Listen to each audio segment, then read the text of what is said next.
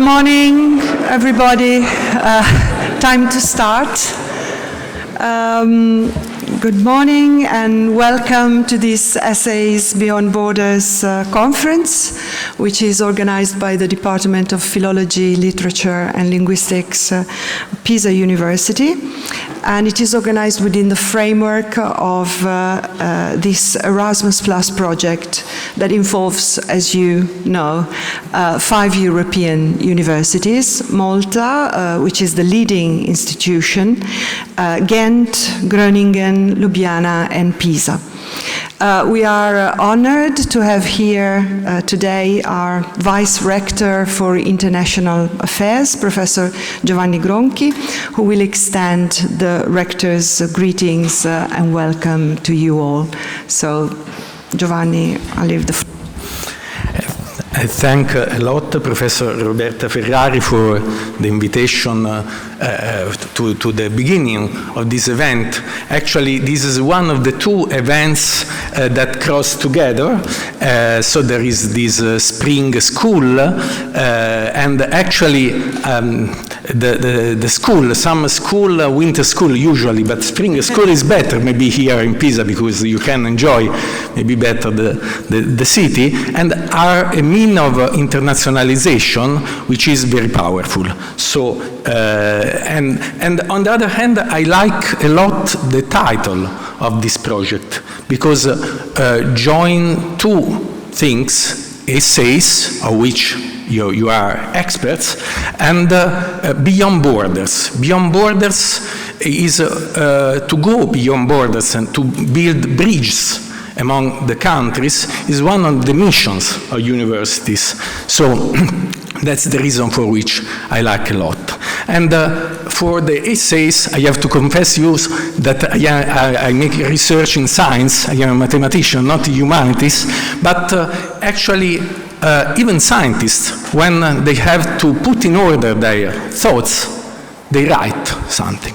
So essays, in my view, is in part a personal thing, a way to reflect, and but could be also thought for the public, and so has 2 different phases. For the first case, it may develop the critical thinking and creative thinking, as you correctly wrote on the description of the of this meeting, and also to improve our own abilities to think and to write and to go on with our thoughts, to make research by writing. And on the other hand, the second phase allows you to participate to the discussion in public, to develop skills in the discussing, starting by writing and thinking about that. And I saw that one of the topic is climate change. I am very glad of that because this topic is one of our pillar in our European University Alliance. You know that about these European university initiatives, we are within one alliance, which is CircleU, who has 4 pillars actually. So we have democracy, climate, global health, and artificial intelligence. And I think that at least the first 2 of them are perfectly centered with and related to the discussions that you are going to do together. So I thank a lot the organizers of this very nice event, and I welcome all the participants, and have a good work and enjoy our beautiful city.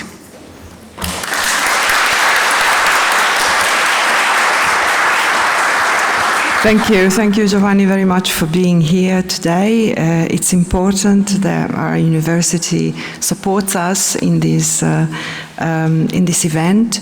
And I can announce that the third pillar, artificial intelligence, will get in at the end of the conference, because we'll have a round table in which we'll discuss artificial intelligence and the essay. So thank you again.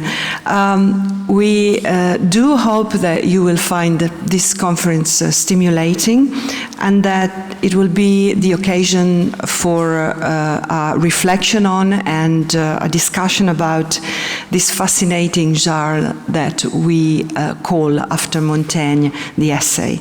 So welcome to the conference, and also welcome to Pisa, which offers many beautiful things, so you can also have a look around.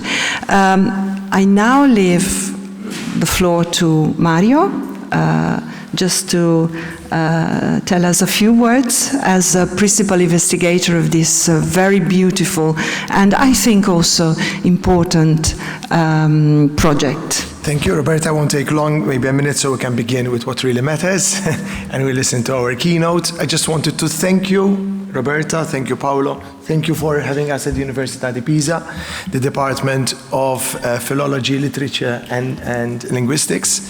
The welcome has been amazing. You organized something to perfection, including the weather. I don't know how you managed to pull that off.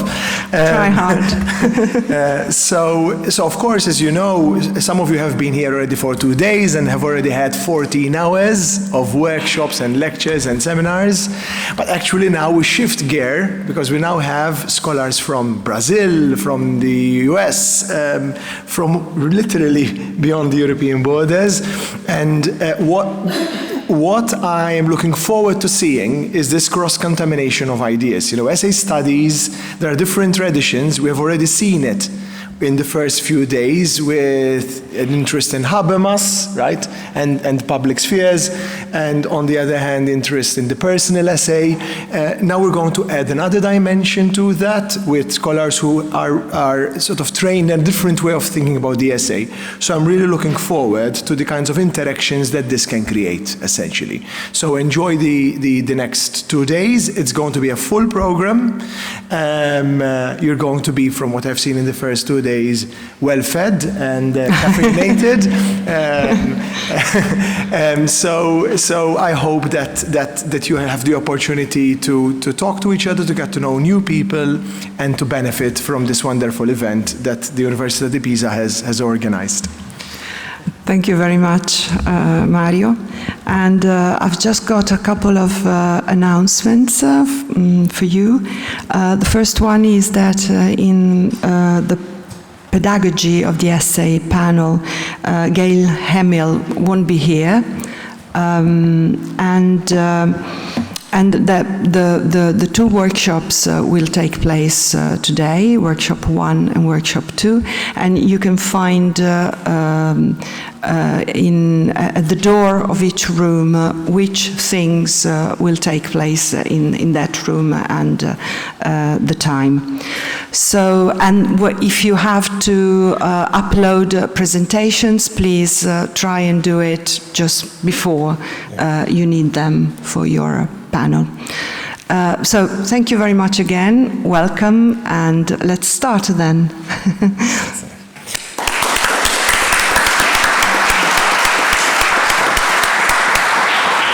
So it's an immense pleasure to introduce our first keynote speaker, Thomas Karshan, who is, first of all, I think a friend. He's also a scholar of the essay, but not just, who I admire a lot. I met Thomas in 2019 in Malta, but when I did, I realized that I had actually met him before, because my master's was on Nabokov, and I had actually seen some of your work on Vladimir Nabokov, even though I did not know you.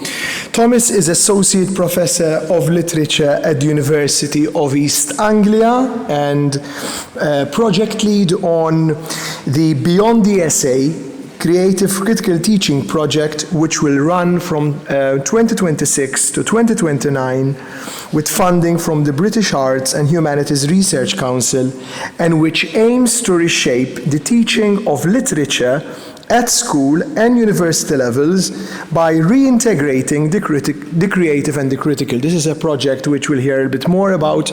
I'm quite excited, having seen some of the things that Thomas plans to do with it, for what it means, and we'll have the opportunity to discuss it, hopefully, both later today, but also throughout the conference.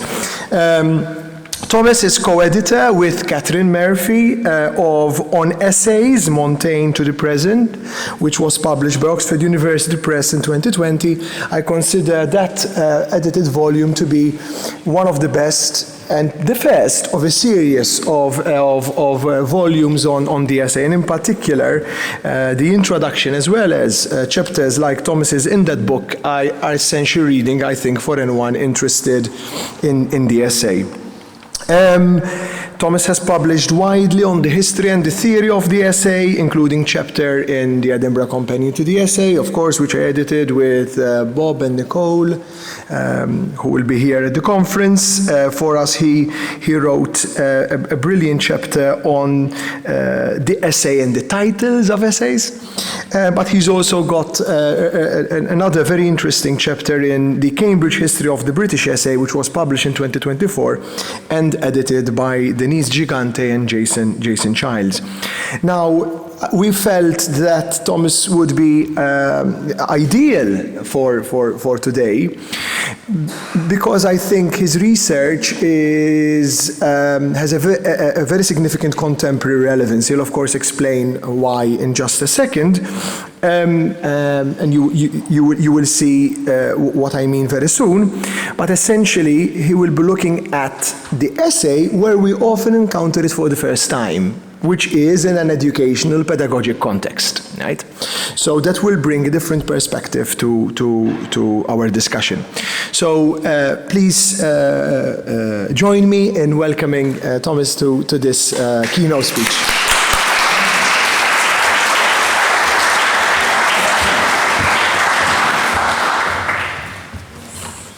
Okay, thanks everyone. What a pleasure to be here.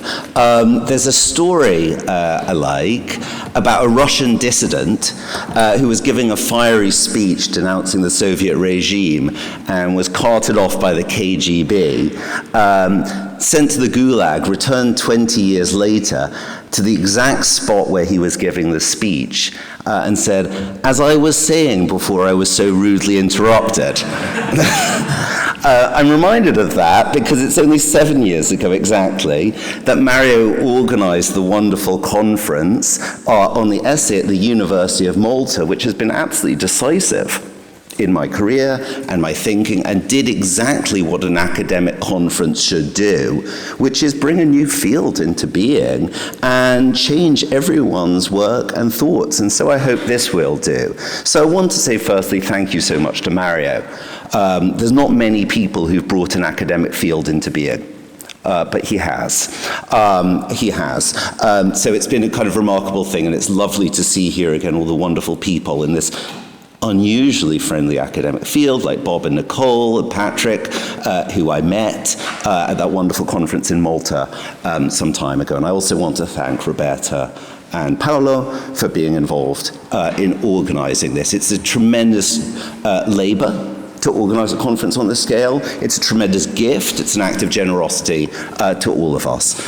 So I'm very grateful to all of them. And I think the project this is part of promises to open up new ways of thinking about the essay and through the essay. Nothing could be bolder, actually. Nothing could be bolder than the aspirations of writing beyond borders. Because, why do I say nothing could be bolder? Because the essay, in the sense in which Mario and Paolo and Roberta define it, a fluid, exploratory, and experimental genre which favors dialogic thought and allows for the development of an individual voice that remains open to exchange. The essay, in that sense, has through history, from Montaigne through Hazlitt to Woolf to Baldwin and Karshan, been hostile to the school and the university, and the school and the university has been hostile to it. To have a conference on the essay in that sense is to stage a historical paradox. It's to stage a historical paradox. And it's to stage a challenge to our ordinary notions of what academic research is, because the essay was born in opposition to method and research. So credit to the European Research Council in being willing to subvert its own principles in funding a project which means to subvert the idea of research, the idea of research that the European Research Council enunciates in its founding documents. So thanks to them too. And thanks to the University of Pisa for hosting this living paradox, which we are about to work through over the next 2 days. I do think that one of the values of transnational European research, which the European Research Council makes possible, is that it can make us aware of the false friends in language and culture. False friends which, when we think about them, give rise to such good provocation and such good thought. At the borders between one language and culture and another, genres become visible and therefore can be brought into question and escaped. Because the word essay is a false friend, which changes meaning as it crosses from border to border. Essay means many things in Montaigne, but it is not a genre of literature, to be sure. It was the usual word for homework, and really when Montaigne called his essays essays, he was joking. He was saying, I'm a school child, this is homework. That's really the best translation, homework. At that stage, essay meant homework, but not essays in our sense, translations, paraphrases, any little piece of prep, as we called it when I was a child, that your teacher might have you do. Montaigne also understands essay as an experimental act of mind, not writing, a test of the soul. He ironizes the associations with set school essays, such as themes, thema. Here, people will know what a thema is, as no one knows in England or America anymore. A thema. Short prose pieces of 300 to 500 words, whose rules Montaigne's essays play all sorts of games with, ever digressing from their supposed theme. So, Montaigne's understanding of his writing as playing with and making fun of the normal practices of academic or scholarly writing.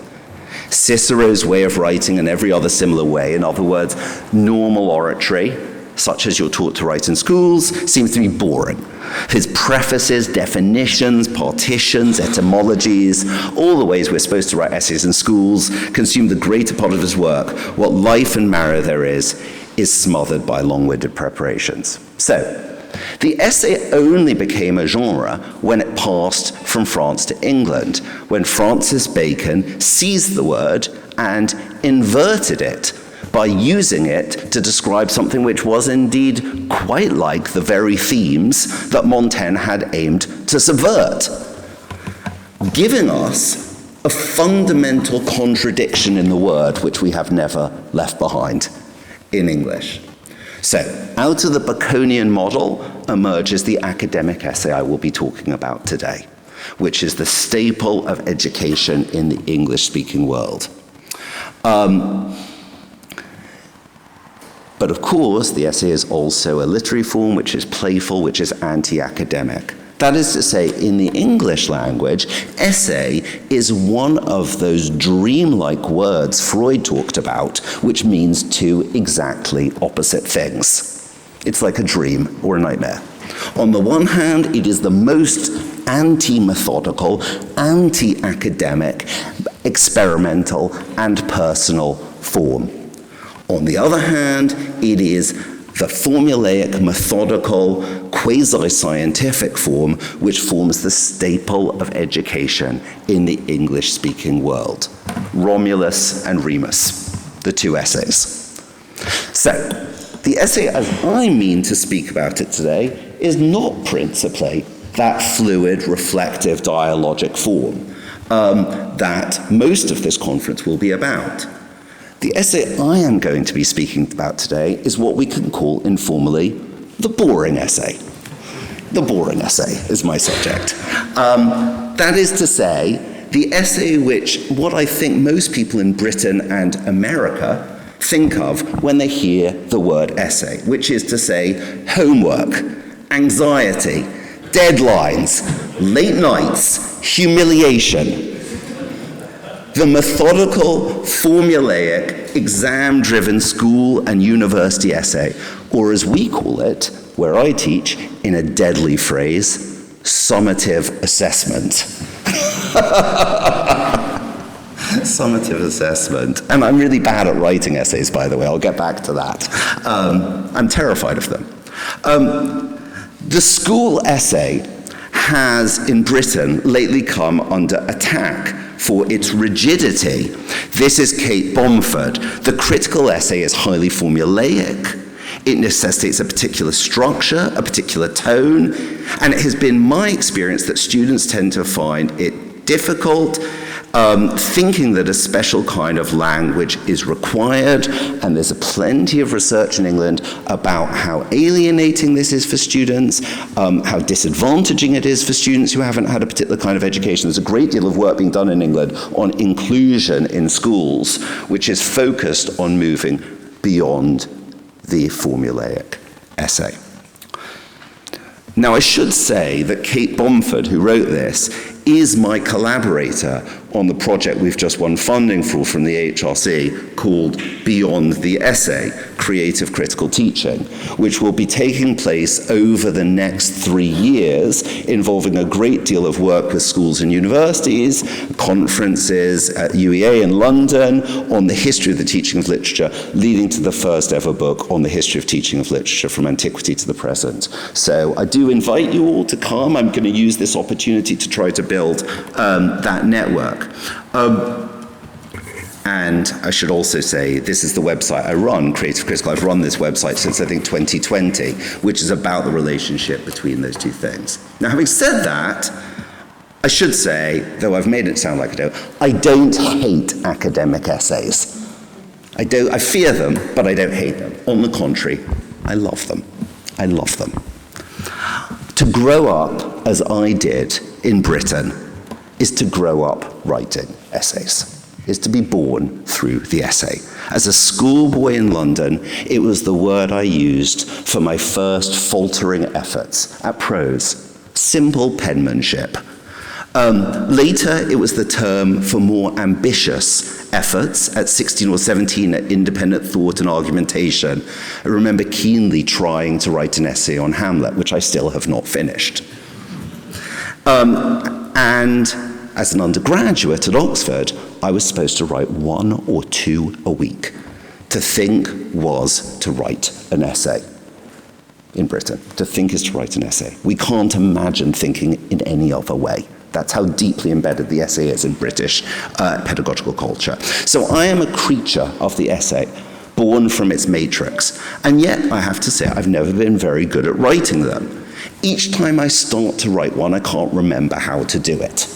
I find it torture. I'm frightened of essays, which is no doubt why I study them and write essays about them. Essays being a safe-ish place to confront what we don't understand and what scares us. One of my purposes this morning, therefore, is to say why good academic essays are so hard to write. I also find essay writing wonderful, an astonishingly creative act in which suddenly my powers are revealed to me as I discover thought upon thought that I did not know I had. I organize and reorganize the material. It organizes and reorganizes me as I create and recreate every text and subject I'm working on. So my other purpose this morning is to say why that is. Why essays are so hard to write, so frightening, and also so wonderful. Those are my two, against and for. Now, to turn upon the academic essay, to study it, to historicize it, to defamiliarize it, is, at least for a British academic, to turn upon, to denaturalize, and even to desecrate what can only operate by being beyond question. It is an act of desecration to think about the essay. For us, to understand, to think, to write, to speak, is to be able to write an essay on the subject. As Virginia Woolf said in 1905, we write essays as though this were, beyond all others, our natural way of speaking. Or as Peter Womack, my former head of department, said in what I regard as one of the great essays on the essay, our educational system makes the form look natural, as if intellectual activity produced essays the way a tree produces leaves. Clearly, this is not so. The essay is a culturally specific form of communication which has not always existed and which depends for its existence now on some quite definite institutional contexts. That is to say, the academic essay only works so long as you don't think about it and you don't know its history. It wants to pretend it's not a genre. It wants to pretend it's transparent. It's against all of that the American poet Langston Hughes wrote his 1951 poem, Theme for English B. The word theme here will be familiar to an Italian tema. Americans called essays themes well into the 1950s. The instructor said, go home and write a page tonight and let that page come out of you. Then it will be true. I wonder if it's that simple.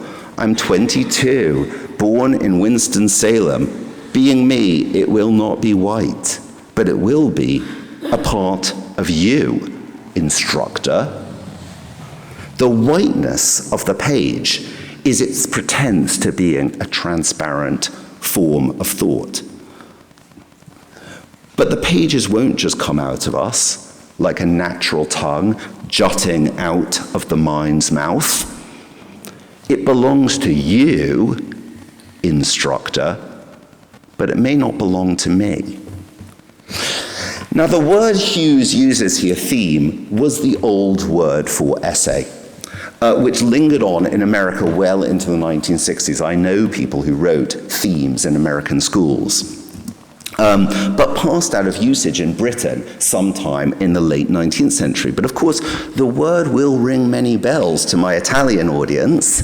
You will tell me if I am wrong, but I believe that tema is still the normal word for the essay in Italian schools, and that is the historical, that is, to us English speakers, an amazing survival of the staple of early modern pedagogy, which we have lost linguistic contact with. And in fact, it was here in northern Italy that the word thema, in Latin, first became the name for a pedagogical exercise when northern Italian grammarians in the 14th century began to use that word for actually translations, but that was the first time that it became the word for an educational form.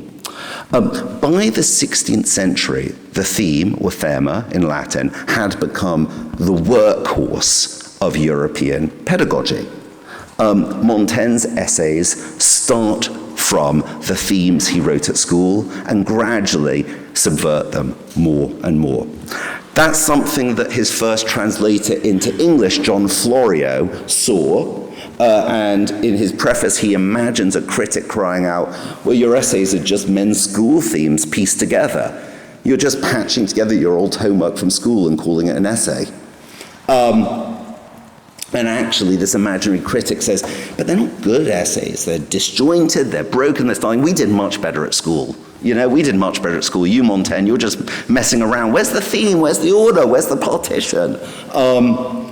So, the complaint is that Montaigne's essays don't make their themes clear. Or they have too many themes. They've got more than one theme, which is just a disaster. Or they bury the theme in a corner. Or they crisscross their themes. Now, isn't that true of novels too? Isn't that true of modern literature? Isn't that why we spend so much time hunting for the themes in novels? Because, like Montaigne's essays, the novelist has buried the theme in a corner or has crisscrossed multiple themes. All right, a little bit more detail. What was the theme? The theme was a short composition of 300 to 500 words, usually in prose, usually on the subject of the vices and the virtues, which until the late 18th century was usually written in Latin, but then the English theme became fairly common after that. This is the theme. This is Samuel Taylor Coleridge's first theme. We have his themes in a book kept in the British Library by his teacher, James Boyer. And it is on the classic theme topic, temperance. In the schedule of learning, themes were only one part of the curriculum. So you can see that in this 17th century teaching guide. The theme comes between the character, prosopopoeia, which is impersonation. Imagine you are Juno. Speak about Didos to us, that's prosopopoeia. An epistle, an oration, a declaration, a colloquy, and alongside a series of poetical exercises, imitation, carmen, epigram, dialogue, echo, epitaph, hymn, acrostic, chronostic. The theme has its place, but a place only in the pedagogical scheme of the 17th century. And that in turn is a version of the most influential pedagogical scheme, Erasmus's from De Ratione Studii, where you see that the theme comes between prose being put into versification, epistle, oration, simile, parable, fable, short story, dilemma, all of these. And that's the most influential scheme which shaped European pedagogy for the next 300 to 400 years. In turn, it comes from the ancient progymnasmata. This is the best known one, Aphthonius, which was a series of preliminary exercises, literally to prepare you to be an orator. And the thesis, which I'm going to talk about in a minute, which goes into the theme, is the penultimate before the law. So again, something like our modern essay has its place in the curriculum, but it is only one of a panoply of pedagogical exercises.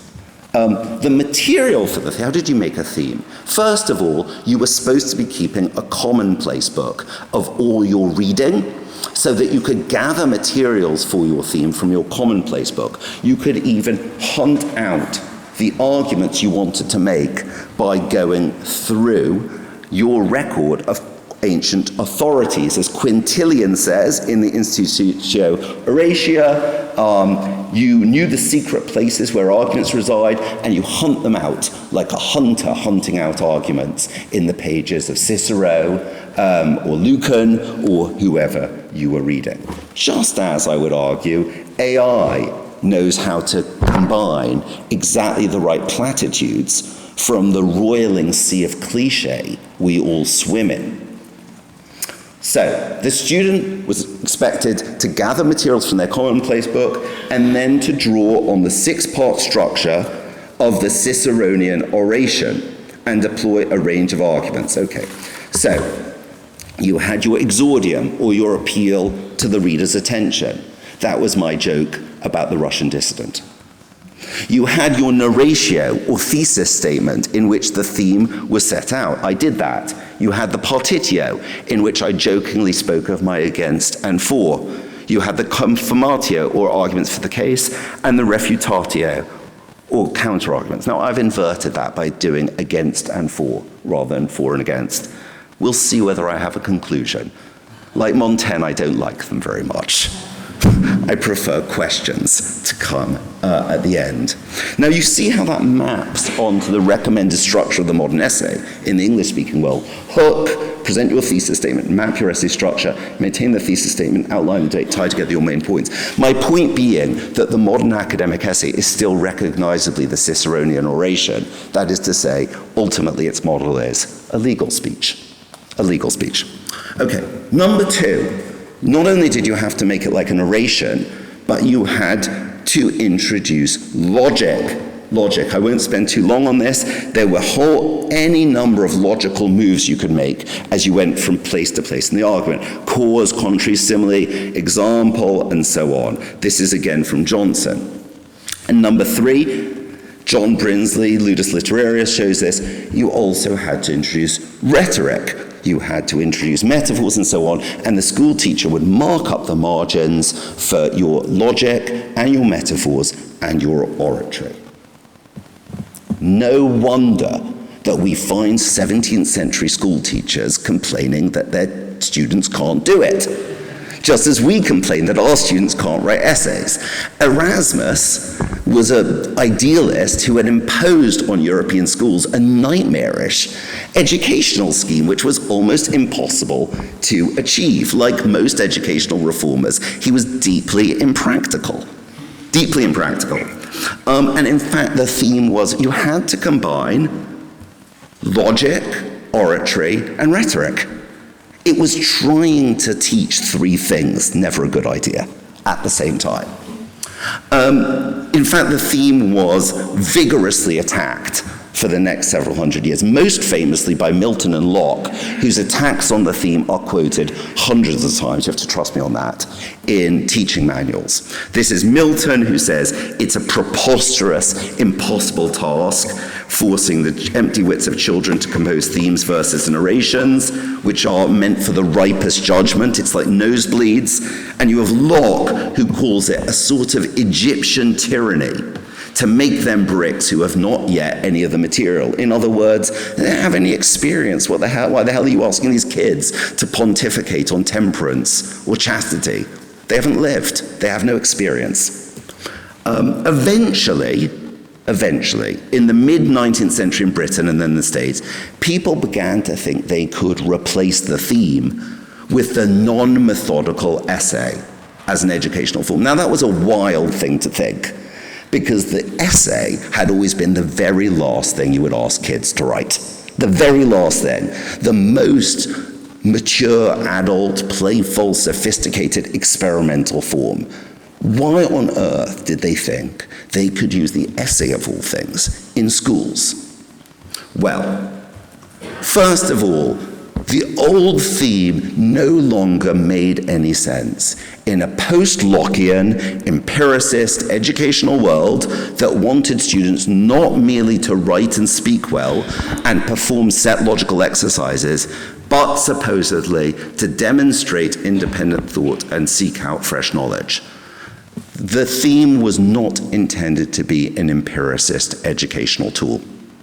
It no longer made any sense. The clearest statement of that I know is in Charles Lamb's essay on the old schoolmaster, where he compares the old schoolmaster who set themes and believed all learning was contained in the languages they taught, with the new schoolmaster who teaches essays which are full of up-to-the-minute information about farm prices, agricultural problems, proper subjects, real knowledge.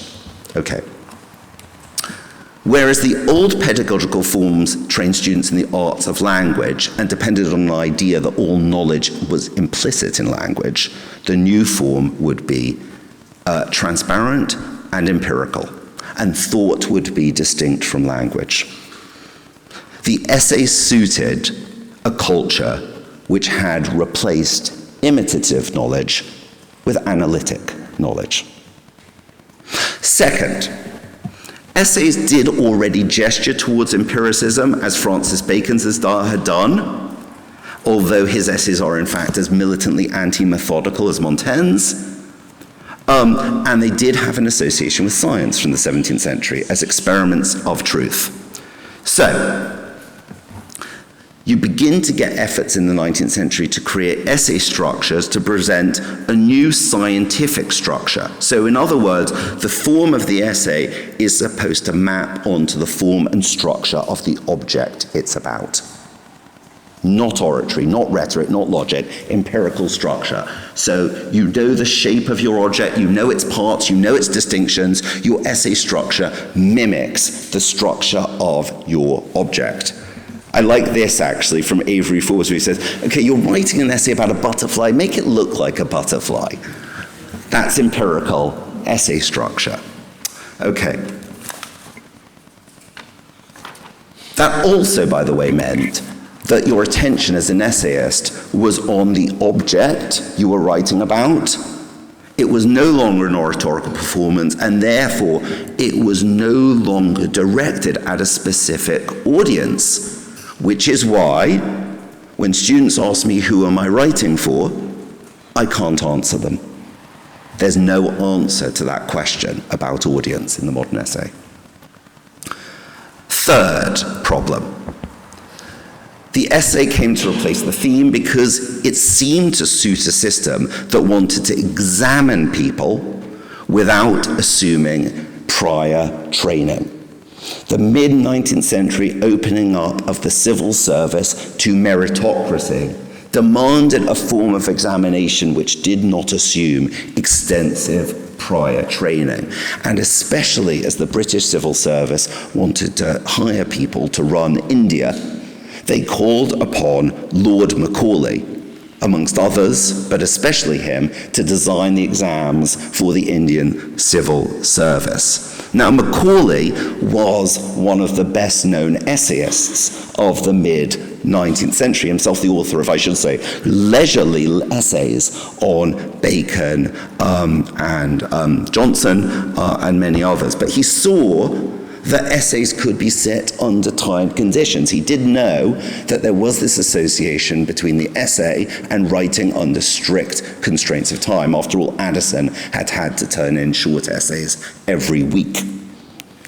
So, Macaulay thought you could use essays to test character and capacity for thought itself without extensive prior training. In practice, very soon, such was the hunger for civil service places in England and also amongst Indians, that essay writing guides began to proliferate, even though Macaulay thought you should be able to do it without training. And those essay writing guides tend to be plagiarized from the old theme guides. So in practice, the theme re-entered under the title of the essay. And that is why the essay as we now write it still has many of the structures of the old Ciceronian theme, the painful triple requirements of oratory, logic, and rhetoric, but supposedly replaces their appeal to commonplaces with research and independent thought. Adds to them a fourth requirement, that the essay should be true to its structure, to the structure of its subject. Worst of all, as if all this wasn't disastrous enough, fifth problem with the modern academic essay is the final burden that Macaulay left us with, namely that it was his point that in theory, examining by essay did not require training. You were supposed to be able to just naturally to write an essay. After all, Montaigne had said so. So, fifth and sixth problems. Not only is it extremely hard to write essays for all the reasons I've just said, we have to pretend it's not hard. We have to pretend that they don't have a structure, that they're not a genre, and we have to pretend that they don't demand of us an artificial voice. As Peter Womack says, the instruction to write an essay could thus be said to contain a double bind. It's not simply pretend that you are X, but pretend that you are X and do not know that it is a pretense. Double binds, as Gregory Bateson has explained, are the engines of both schizophrenia and creativity. This one seems to promote a bit of both. Your attitude to the essay as a teaching form depends on whether it's the schizophrenia or the creativity which strikes you the more forcibly. Well, I leave it to others to judge whether that double bind has broken my personality into shards. I did work on Nabokov and duplicity for many, many years. But what I can say is that I have found this apparently rote, impossible, torturous form immensely creative, satisfying, and soul-expanding, precisely because it is so impossible. And all the more because nobody ever taught me how to write it. One marked difference between Britain and America is that in America they do teach people how to write essays, but in Britain we're not taught. We are told that every essay has a beginning, a middle, and an end. And that is all we are taught. And that is all we are taught. And I recently discovered where this came from. This guy, Ronald Ridout, who I now realize wrote the textbooks we used at school when I was 6 or 7 or 8, is in the Guinness Book of World Records as a bestseller. Shaped English-speaking education around the world. Was actually a very distinguished man, an interesting socialist. But this is his essay structure, and this is what he says: every constitution must have a beginning and an ending. It's Ridoutery, redoubtable Ridoutery, and I now understand that it formed my soul. Redoubt formed my soul in the 1980s. Okay. So, and he created this point of view, points against, points forward. We still see, what I think is good, the Ciceronian dialectic. You argue both sides of the case. As Philip Hartog said, the greatest influence on essay writing in the beginning of the 20th century, and a great man, in my opinion, in the silent dialogue of the person trying to express himself in writing, in the advance of the imagination and the making sure of each step by question and answer of the intellectual conscience, we have the method of the master put into use by the pupil himself. It is, I think, fundamentally different, this British structure, from the structure of the 5-part theme, which was the staple of American pedagogy for most of the 20th century. I believe not necessarily anymore. They now call it the 5-part essay, but the 5-part theme was the staple of American pedagogy for the 20th century, and didn't have that dialectic built into it, as I understand it. You were supposed to argue one case and spear the whole essay through it. I'm using De Quincey's word for the argument as a halberd. Sharon Crowley, the greatest historian of the academic essay, says that the 5-paragraph theme was the most thoroughgoing scheme for spatializing discourse that had appeared in rhetorical theory since Peter Ramus's method of dichotomizing division rendered all the world divisible by holes. Now, I think if one's interested in the history of reason, perhaps the first thing one should look at is the history of essay structures as they're taught in schools around the world. Because how else is our reason constructed than with either ways we are taught to write in school? But as I say, I did not have an essay scheme. No one taught me how to write essays. Macaulay's pretense that essays should come naturally runs deep in English culture.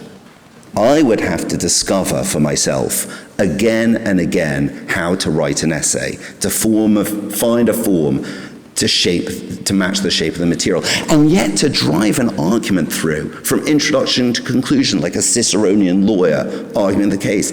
And then I would have to imagine an audience, even though the form could not tell me what audience I was addressing. Only coffee and deadlines could make such a miracle possible. And, once upon a time, a lot of cigarettes. But I loved that. I loved it. To discover again and again my own forms, to turn round and round upon myself, making arguments, arguing against my arguments, internalizing the imaginary marker and making of him or her the muse of my thoughts, exploiting the pitiless time constraints of the deadline to focus my attention, developing my own questions and my questions upon questions.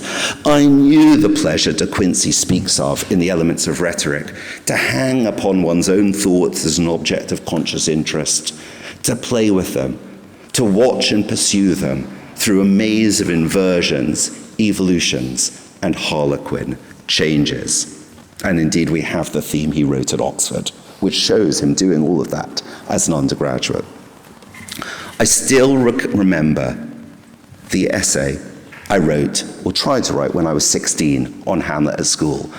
And I recently recovered the edition of Hamlet from my mother's flat, which still has my eager notes on it, the scraps of paper I added as I covered every page with crinkling black ink, and was learning to love literature, was becoming a different person through Hamlet at the age of 16. What pleasure, what an impudent pleasure, to mix my small words with the words of the author I loved as if they were my own, to write my words amidst Shakespeare's, to mix them with my own words, to discover a voice out of Shakespeare's voice. The pleasure of copying out Shakespeare's words, taking them under my own pen and making them my own, is this not ultimately the first and primary reason we write criticism? Simply for the joy of copying out the words we love. Isn't it principally for the quotations, to make them live in us and us through them? But I didn't think I was doing that. I thought I was producing an interpretation in answer to a question. That was, as it were, the lead thought. That was the lead thought, as it is on the whole for our undergraduates. Essentially, my process was to put Hamlet through the essay machine until I could make it speak sententious conclusions worthy of an essay.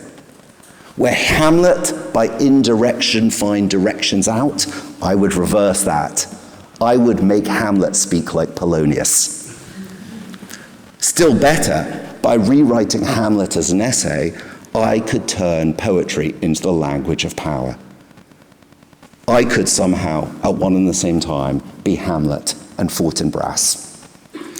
Effectively, I was translating the play into an essay, and that is always a risk for someone who writes a methodical essay about a play or a poem or a novel. Hamlet does, for sure, have something in common with the modern essay, or to put it in Renaissance terms, with the themes that Hamlet will have written at Wittenberg. It contains the structure of dialogues that Renaissance students learned at schools, the thesis, which fed into the theme. You pose a question, or quaestio, acting as the devil's advocate, to be or not to be. Write an essay of no more than 500 words in response to this quaestio, drawing extensively on phrases and images from the ancients as collected in your copybook. Link these authorities to your own life. Give arguments for and against. To be or not to be, that is the question. Life has set Hamlet an essay-type question. And like a good student, he begins his essay by making sure he has defined the question and shown that he's properly understood it. To be or not to be, that is the question, that is the quaestio. Whether it's noble in the mind of, okay, I'm going to explain the question so that the teacher knows that I've understood it properly. This is an essay. This is an essay. It's not just me saying that, it's someone who actually knows what they're talking about, Colin Burrow. Hamlet is a device for dramatizing ideas, and it teases us by playing with the structures of the essay and diffusing its themes. It is also, however, an essay in the Montaignian sense. Hamlet lives essayistically. Shakespeare may or may not have read Florio's Montaigne by the time he wrote Hamlet, but he's working along the same lines. It develops a Hamletic consciousness, the essay consciousness, that turns in upon and essays itself, hunting itself, seeking to catch itself out, hanging, as De Quincey says, upon its own thoughts, in living dialogue with itself, making question out of question, shooting digressive strands out beyond its theme, clashing incongruous metaphors together until consciousness can break through them and see through the gaps in language. And just as I was trying to do when I wrote my essay on Hamlet, so Hamlet is living his way into his text, weaving garlands of commentary upon his words and making it his own, as I sought to make Hamlet my own at the age of 16 in that essay I have still not written. Well, I have a bit more to say, but I'm just going to conclude, because I think I've run a little bit over time.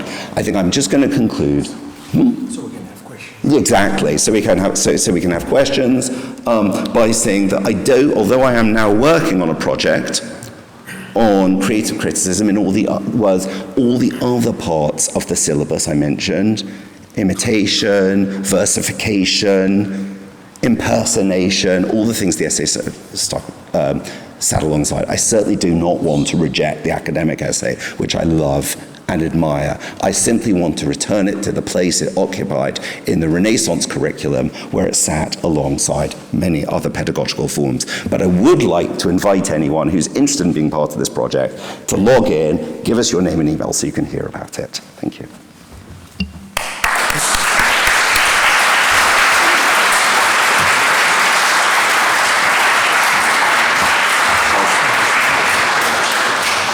Thanks for that. I think it's a brilliant way to start the conference. That was lucid, it was erudite, and I think it illuminated for a lot of us some of the paradoxes in our thinking.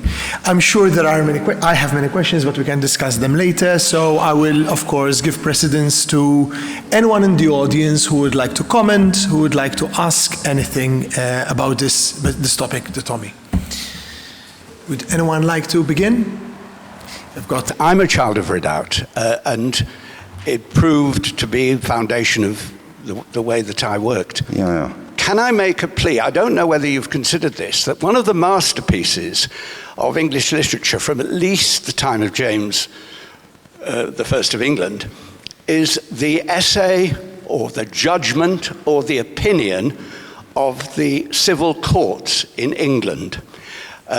They were educated in exactly the way that you have said, in Ciceronian rhetoric and so on. And particularly in what was the House of Lords, now is the Supreme Court, they follow it completely. But they are probably not considered in English departments very much as being literature. But they have an exposition of ideas, they have a narration of fact. It's not just about who owns a field or who owned the cow. It's about the meaning, freedom, the meaning of liberty. So there's a lot of study that could be done. Some of them are absolutely exquisite pieces of writing. I've never thought that before. It feels to me like that should be a subfield that you've just mentioned, which I'm not aware of the existence of. The study of legal writing as literature. I've never heard of anyone doing it, or hardly anyone doing it. I think it should be done. I don't know anything about it. All I can say is that law is always the background of literature, isn't it? Always. It's always one of the main backgrounds of literature. Yeah. Question, not to just a second. Thank you very much. It was a beautiful and inspired presentation, especially for scholars like myself, I think. I have a question about the future of the essay, because I agree with this need to return to Renaissance Christianity, but there is always a demand in arguments to have some sort of logical structure, and I wonder what you think about how logic could be dynamized in future essays.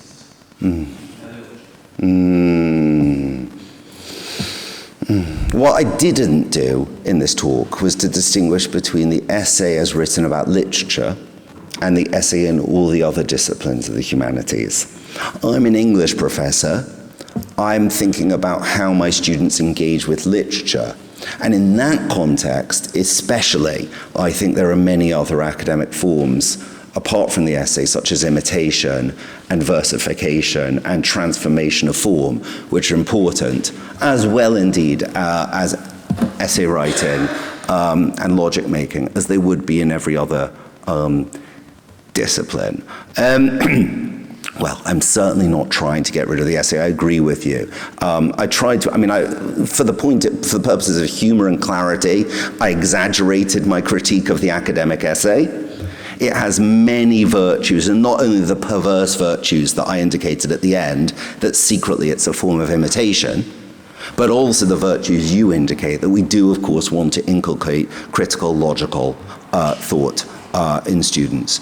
I wish I could give a better answer to your question, but all I can really do at this stage is agree with you. Let me think about it more, and we can talk about it afterwards, please. Thank you very much. I'm auditing this lecture with my wife, and I'm a social scientist. And what I found interesting in your presentation was there was no mention of religion, and there was no mention of science. So I'm not saying that as a criticism. I'm just saying, as I was listening to this, what impact in this evolution that you described did religious thinking had? Because religion was very much informing education throughout. And then, of course, the great transformation of thinking with the evolution of science and a scientific method. Where do those two tendencies fit into your thinking? Thank you very much. Well, on the religion point, I don't know. I don't know. I've not thought about it yet. I should have thought about it. You've made me think I need to go and work on that. On the science point, as I did indicate, in the 19th century, scientists started saying that the structure of an essay should be like the structure of the object. So that does come in, especially in America in the early 19th century. I know I was going very quickly, but the diagram before the butterfly is actually it's saying you should break down your composition according to the order of the object. As for method itself, of course, from Descartes onwards, the word method, which is often used when talking about essay writing, has that scientific association. And so it's exactly when Theodore Adorno writes his essay about the essays, he says that what is systematic about the essay as invented by Montaigne is it refuses Descartes' principles of method. So method is a key term for us in the history of the essay. Montaigne, they say the essay is immethodical. So the literary essay is defined as being anti-method. That doesn't mean it really is immethodical, but it's defined as being. The academic essay, on the other hand, certainly the theme was methodical, because Cicero was considered under the aegis of method, and law and science overlapped. That's partly the answer, but I'd like to think about it more. I hope we can talk more about that. Thank you. Thank you for that very much. I especially liked the more than paralleling, but the doubling of the academic and the non-academic essays, which lots of avenues for thought there. Now, I'm asking this question because I'm not an essayist or an essay scholar myself. But the one thing that a doubling obscures is that the academic essay does have, in the worst language possible. Yeah, I'm sorry. In the worst language possible, the academic essay does have an output, a creation of knowledge. And I'm not talking only about the scientific essays, right? Because that would be a false dichotomy. From your experience of reading and writing essays, what is the doubling of that within the literary essay? So if the research and academic essay creates knowledge and provides some tangible new insight, what's the equivalent of that in literary essays? Thanks. What a difficult question. What a difficult question. Do you mind if I back up slightly before I work up to an answer to that question and say the following, which is that I think that is not a hard and fast distinction, but there is a distinction to be made between the essay and the article as written in the humanities.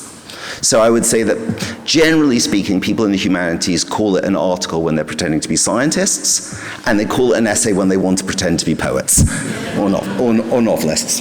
That's not always observed, but is part of the reason why psychoanalysts don't write essays, as Adam Phillips points out, because they want to pretend to be scientists. So let's start with that question. Now, is there a...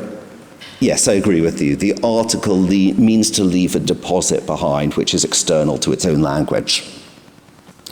No, I think by definition, the essay as understood by Hume is the ambassador between the world of learning and the world of conversation.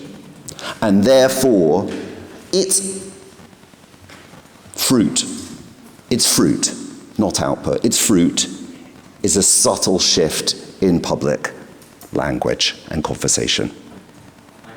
Yeah. Well, thank you so much for your lecture. Was really good to me to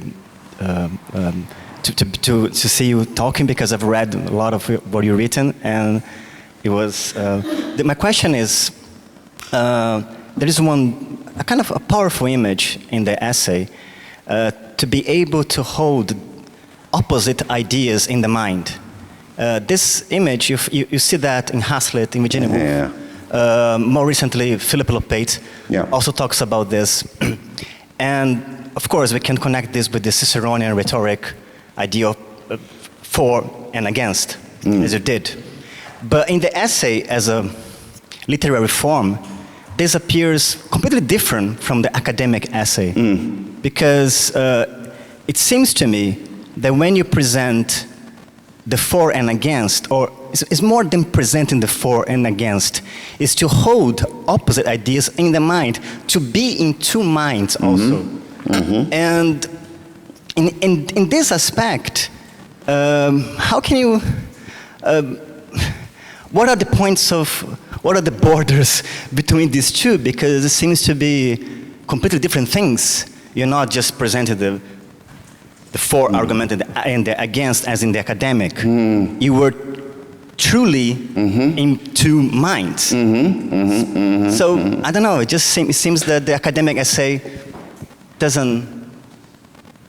But I think that goes back to Aaron Aquilina's point. So what I didn't, because I cut a little bit out of the final part of the essay, because I realized that I'd been a bit slow.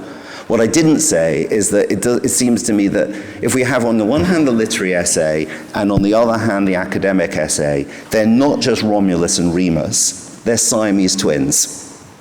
They relate to, they depend on one another. So to my mind, Montaigne creates that Hamletic doubleness of mind, partly by internalizing rhetorical procedures he was taught at school in the academic essay.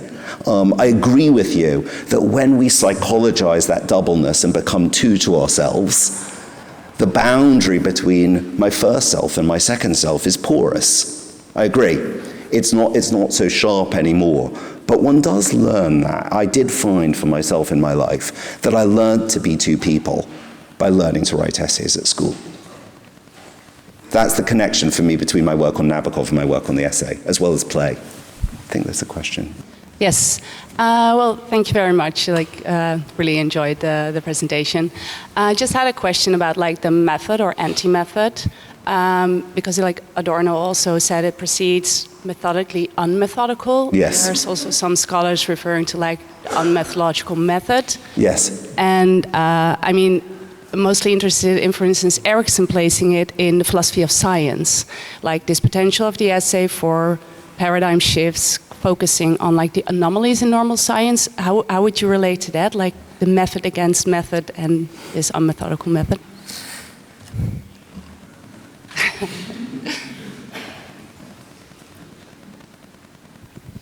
Such good questions, and how would I relate it? There have been people who've tried to find a middle ground between method and anti-method. Notably, Coleridge develops a whole body of thought about living method. Paul Hamilton could tell us more about this, I think, in The Friend. Now, I can't remember everything Coleridge says about living method, but that may be one place I would go to look for some kind of partial answer to your question. I have a really complicated partial answer formed in my head about Francis Bacon, but I'll leave it for afterwards. I think one of the questions that we'll have to return to, and you've opened it for us, is how to program the unprogrammable. Exactly. This is going to be an issue. And of course, it will continue till the very end. Yes. With the roundtable in which we'll touch on the influence of AI on essay writing. I think that was a really brilliant way of starting this conference. You set the tone, you opened questions. We have to move on to the next panel, but I'm sure you will join me in thanking Tommy for this brilliant.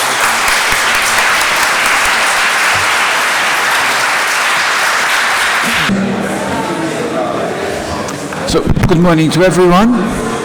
Once again, after our plenary, this is a session in which we will be discussing the Planetary essay. We'll be having 4 20-minute presentations, and after that we'll have a discussion which will bring us to our break at around 12 o'clock. So we're starting off with Mario Aquilina from the University of Malta, and I pass on the word to Mario. Thank you, Adrian. So, first of all, an apology to 7 or 8 people who are in the room who have already heard an extended version of this paper. I had to repeat it because even in the Easter School, the term planetary essay kept coming up, but we have not yet defined it. So I needed to bring this paper in which we start outlining what we mean by it. At the same time, an apology to the rest of the group, because it's not the more extended paper in which I try to nuance a little bit, so there will be quite a few leaps that I will have to make, and perhaps we'll be able to discuss them at a later point. So basically, I have to apologize to everyone in the room.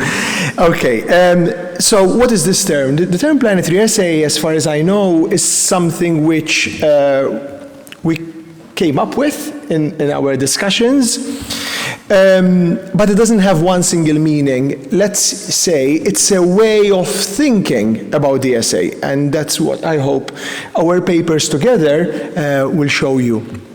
So, contemporary thinking about the planetary is, or can be understood as, an emerging structure of awareness that forces us to confront our place within a web of relations between human and non-human forces. So in the work of Spivak, Chakrabarty, Latour, and others, the planetary punctures globalist desires for human mastery and control in favor of what Elias and Moraru in the planetary turn describe as a multicentric and pluralizing, actually existing worldly structure of relatedness.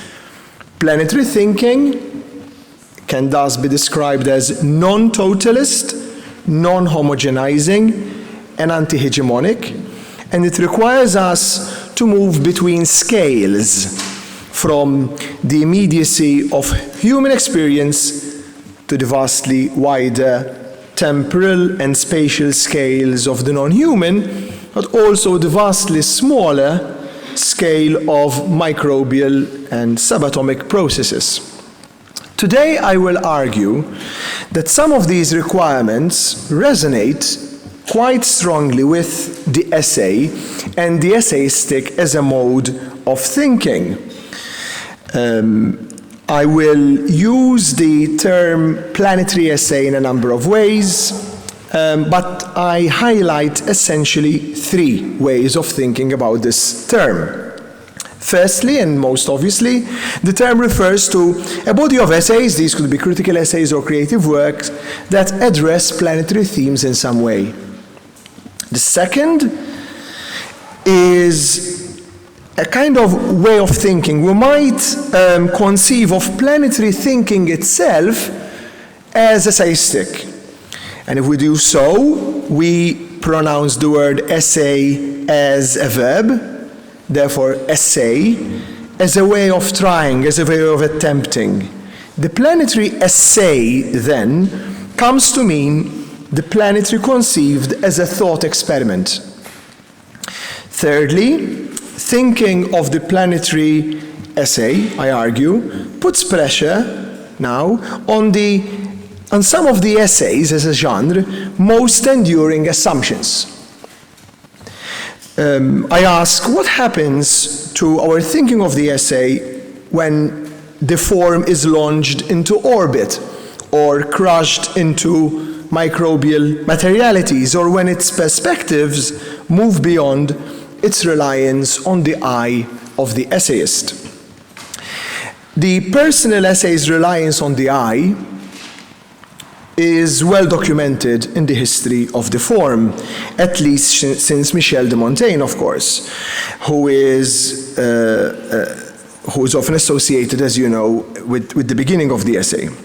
The essayist is a person who is congenitally self-centered, says E.B. White, or as Elizabeth Hardwick puts it, in the essay we find the intrusion of the eye even when little is autobiographical. At first glance, if the essay is then grounded in the portrayal of individual thought and experience, then it might be resistant to planetary thinking, a point which in fact has already been made by others in the Easter School. Building on the views of Amitav Ghosh in The Great Derangement, where Ghosh questions the ability of modern literary realism to represent climate change and the planetary scales on which it unfolds, John Parham asks, how can personal narrative or the notion of the autonomous individual really help us reflect on the overlapping geological, environmental, and interspecies dimensions of humanity's impact on the Earth? I set aside for now the broader debate about realism and focus on the essay's dependence on individual experience. The essay, I propose, is capable of being grounded in the real. This is one of the theoretical issues that I do not go into in the short version. It's not an innocent move at all. So it's capable of being grounded in the real, while at the same time gesturing toward, if not fully capturing, the expanding and overlapping scales demanded by planetary thinking, and in doing so, exposing the limitations of individualist and presentist perspectives. Montaigne anchors the essay in the individual self, but he also depicts that self as always in flux and as marked by limits that call for radical humility. In the Apology for Raymond Sebon, he uses planetary imagery to develop his critique of human rationality and the human illusions of mastery. Who has persuaded man that that admirable motion of the celestial vault, the eternal light of those torches rolling so proudly above his head, his fearful movements of that infinite sea, were established and have lasted so many centuries for his convenience and service? Montaigne's undercutting of this puny creature, who would call himself master and emperor of the universe, serves for Montaigne a theological purpose. But the insistence on the limits of human knowledge in a vast non-human order resonates strongly with the dynamics of planetary thought. The self may well be the subject of his essays, but the self, he insists on repentance, is always in flux, and in this it is in tune with that which surrounds him. The world eternally turns round, all things therein are incessantly moving, the earth, the rocks of Caucasus, and the pyramids of Egypt, both by the public motion and their own. Even constancy itself is no other but a slower and more languishing motion. I cannot fix my object. It is always tottering and reeling by a natural giddiness. I take it as it is, at the instance I consider it. I do not paint its being, I paint its passage. By situating the human within a field of movement that includes the earth itself, Montaigne subtly displaces the individual from the center of experience. Montaigne's reflections thus foreshadow, in a radically different intellectual register it must be said, the kind of scalar and epistemic displacement that planetary thinking makes explicit. In the history of the essay, apparent self-centeredness repeatedly gives way to movements that exceed the self. The essay may well begin with the I, but it rarely remains there. Its movement is also centrifugal. Thought circles outward. Everything is turning and passing. Now, these words could easily be mistaken for a paraphrase of what we've just read from Montaigne, but they are from the 2023 novel Orbital by Samantha Harvey, which enacts Hardwick's metaphor of the essay as thought in orbit, or thought itself in orbit, through an experimental narrative that is both planetary and essayistic. This novel, set over 24 hours in orbit, consists of 16 chapters mirroring the 16 90-minute revolutions of the Earth, completed by a spacecraft carrying 6 astronauts during that period. The essayism of Orbital can be found in occasional moments of reflection, such as when Harvey imagines the brain activity of a woman whose EEG recordings were inscribed on the golden discs carried by the Voyager space probes beyond the solar system. In 5 billion years, when the Earth is long dead, we read, it will be a love song that outlives spent suns. But more interestingly, essayism characterizes the novel's broader conceptual structure. Orbital unfolds as a kind of thought experiment about planetary perspective with little focus on plot or psychological development. Its orbital structure and shifting viewpoints in cosmic space enact an essayistic meditation on the planetary. And Montaigne thinks of the limits of the human when looking up at the celestial objects, the dissenter man, and his arrogance, ontological arrogance. Harvey, on the other hand, positions us with the astronauts who, being already in orbit, know very well that the Earth is a piddling speck at the center of nothing, and might sometimes wish to escape the knowledge of that dissentering. Sometimes they look at the Earth, she writes, and could be tempted to roll back all they know to be true, and to believe instead that it sits, this planet, at the center of everything. So they sometimes think it would be easier to unwind the heliocentric centuries and go back to the years of a divine and hulking Earth around which all things orbited, the sun, the planet, the universe itself. Orbital attempts to explore what it means to confront the derangements of scale that a planetary perspective causes. And the result forces us to sustain seemingly contradictory perspectives. So we're immediately there in that, what Daniel pointed out. On the one hand, to see the planet from a distance as a small blue dot, a cosmic and mysterious thing, is to see planetary scale that exceeds human particularity.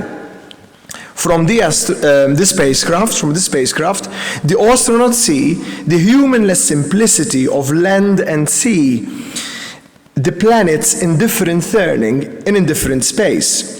The astronauts experience what Harvey calls a problem of dissonance. From up there, they see no countries, just a rolling, indivisible globe, which knows no possibility of separation.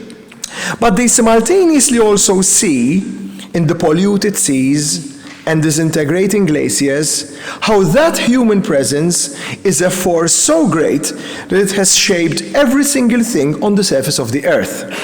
Humans seem trivial in planetary time, and yet capable of transforming planetary conditions in the Anthropocene. The planetary essay cannot resolve the contradiction, and we're not claiming it does. And I'm not claiming it does, at least. I don't know about my colleagues, we'll see. Between the smallness of human life in planetary time and the immense impact of human activity in the Anthropocene. But it can, and I would stand by this, stage the problem of dissonance or the derangement of scale. Now, Virginia Woolf's Flying Over London was written in 1928, and hence at a time when planes could not yet propel people into outer space. Woolf writes the following: habit has fixed the Earth immovably in the center of the imagination like a hard ball.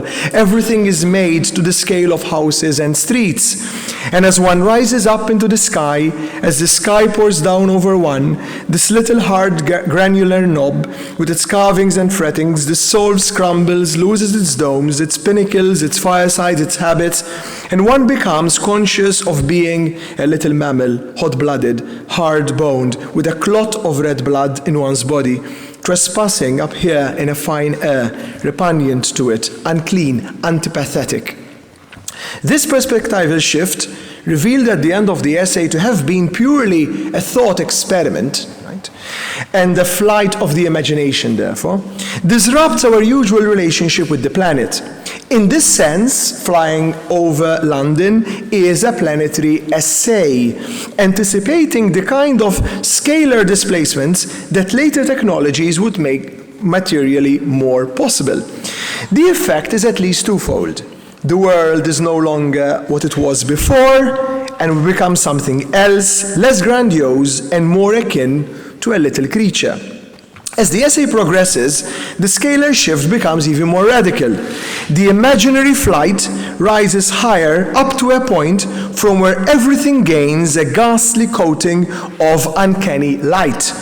It was white above us, and now the ribs and the entrails of the sprout-eating mammal began to be frozen, pulverized, frozen to lightness and whiteness of the spectral universe and nothingness. For no clouds voyaged and lumbered out there, with little fondling them and masses breaking off their slopes, or again towering and swelling. Here was no feather, no crease to break the steep wall ascending forever up, forever and ever. Nothingness was poured down upon us like a mound of white sand. As often happens when reading Woolf, we feel the vertigo looking up, and then we fall into the sky.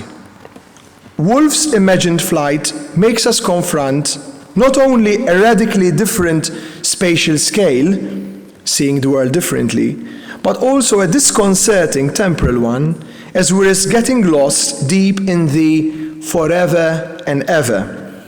Eventually, we are allowed to climb back down toward the fairy earth, lying far, far below, and we see again the whole civilization spread beneath us. But, Woolf writes, everything has changed its values seen from the air, including the realization that personality was outside the body, abstract. The flight does not only allow us, at least momentarily, to see the earth dissolving, it also destabilizes the human subject, which now appears strangely detached from its own body. The swerve into scales that resist ordinary human comprehension does not require going into orbit. In Woolf's 1928 essay, The Sun and the Fish, planetary thinking is brought about by a total solar eclipse that Woolf witnessed on the 29th of June 1927 at Barden Fell in North Yorkshire. Woolf writes of the experience of this event as a form of disembodied intercourse with the sky, and in terms of keeping an appointment with an actor of such vast proportions that he would come silently and be everywhere. The eclipse of the sun changes the contours of the world, defamiliarizing it, but it also initiates scalar and temporal planetary shifts that decenter us. A cloud glowed as if it were a source of light. In the sky behind them, there swam white islands and pale blue lakes, as if the sky had become the sea.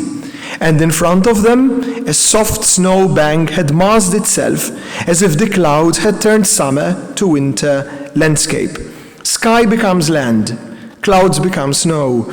Woolf recounts an experience in which edges of things are softened and dissolved and are consumed by a kind of shared energy. The shift is also temporal.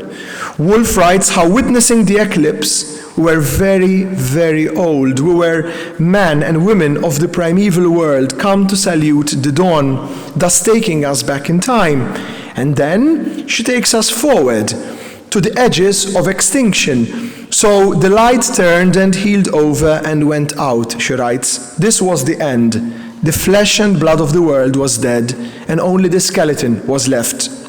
Woolf performs a dual temporal displacement, backward into the deep past and forward to the possibility of extinction.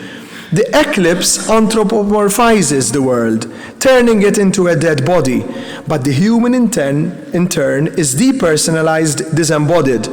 Perhaps, she writes, we had put off the little badges and signs of individuality, were strung out against the sky in outline, and had the look of statues standing prominent on the ridge of the world. Human beings are turned to stone, and are here seen from an impersonal perspective, echoing Montaigne's earlier gesture of situating the human in flux among the seemingly immobile elements of the earth.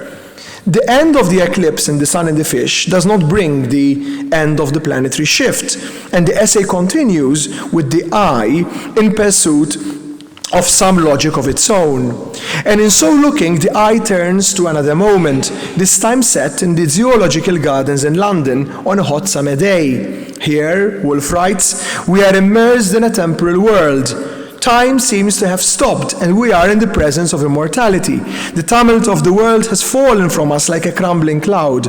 And then we turn to fish in a tank, fish of all colors and shapes that move with great discipline but no reason. And in comparison to these non-human others, we appear almost inferior. We read, "More care has been spent upon half a dozen fish than upon the races of mankind." As Peter Atkins writes in a study of Woolf and the Anthropocene, Woolf exhibited a deep ecological sensibility throughout her work. One essayist who was clearly influenced by this is Annie Dillard, who returns explicitly and persistently to planetary themes. Dillard's essay, Living Like Weasels, for example, explores multi-species entanglement through a moment in which the essayist locks eyes with a non-human other, the weasel.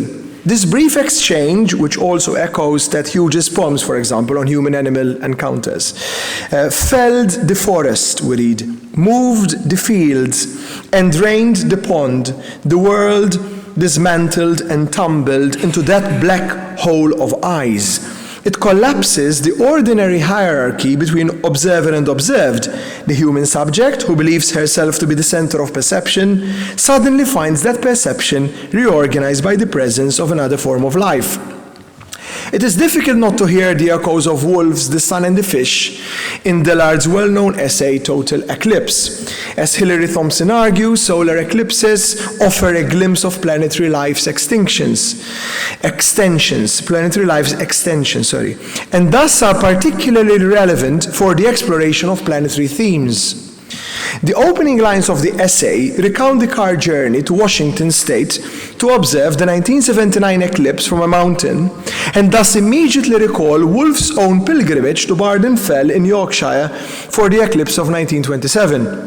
In both essays, the approach to the eclipse already carries a sense of vertigo.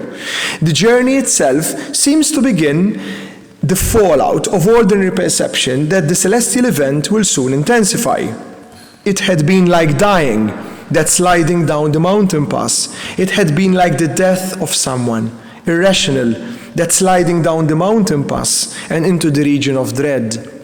As in Woolf's essay, the experience of the eclipse begins with a change in the colors of the world. Woolf's world turns pale.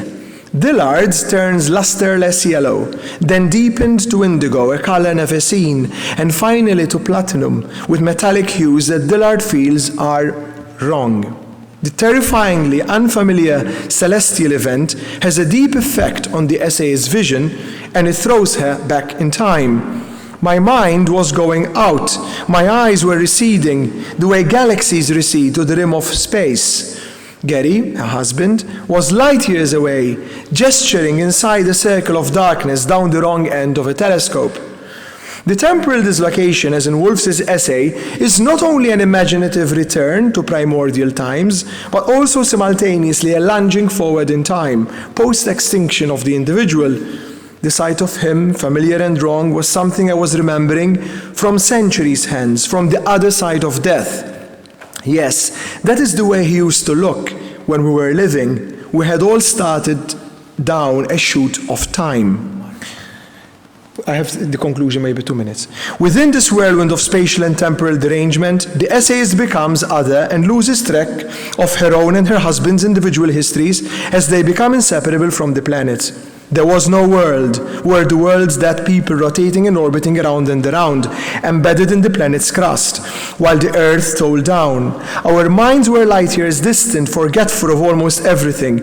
Only an extraordinary act of will could recall us to our former living selves and our context in matter and time. The effect of this episode is to call into question not only the centrality of the human, but also, as in Woolf's The Sun and the Fish, of meaning itself. For what is significance? It is significance for people. No people, no significance. This is all I have to tell you. The planetary essay cannot resolve the contradiction between the smallness of human life in planetary time and the immense impact of human activity in the Anthropocene. But it can sustain it as a condition of thought. In doing so, it brings into focus the essay's capacity to move between scales, to remain grounded in the immediacy of lived experience, while gesturing toward temporal and spatial orders that exceeded. Across its different senses, the planetary essay both extends and unsettles the form. It returns the I as a point of departure, but not as a point of mastery, allowing it instead to become one node within a wider field of relations. What emerges is a mode of thinking that is at once situated and decentering, responsive to the real, yet open to what lies beyond it. If planetary thinking requires us to confront the limits of human knowledge while remaining implicated in the world we inhabit and transform, then the essay, in its provisional and exploratory movement, offers not a resolution to this condition, but of a way of thinking within it. Thank you very much.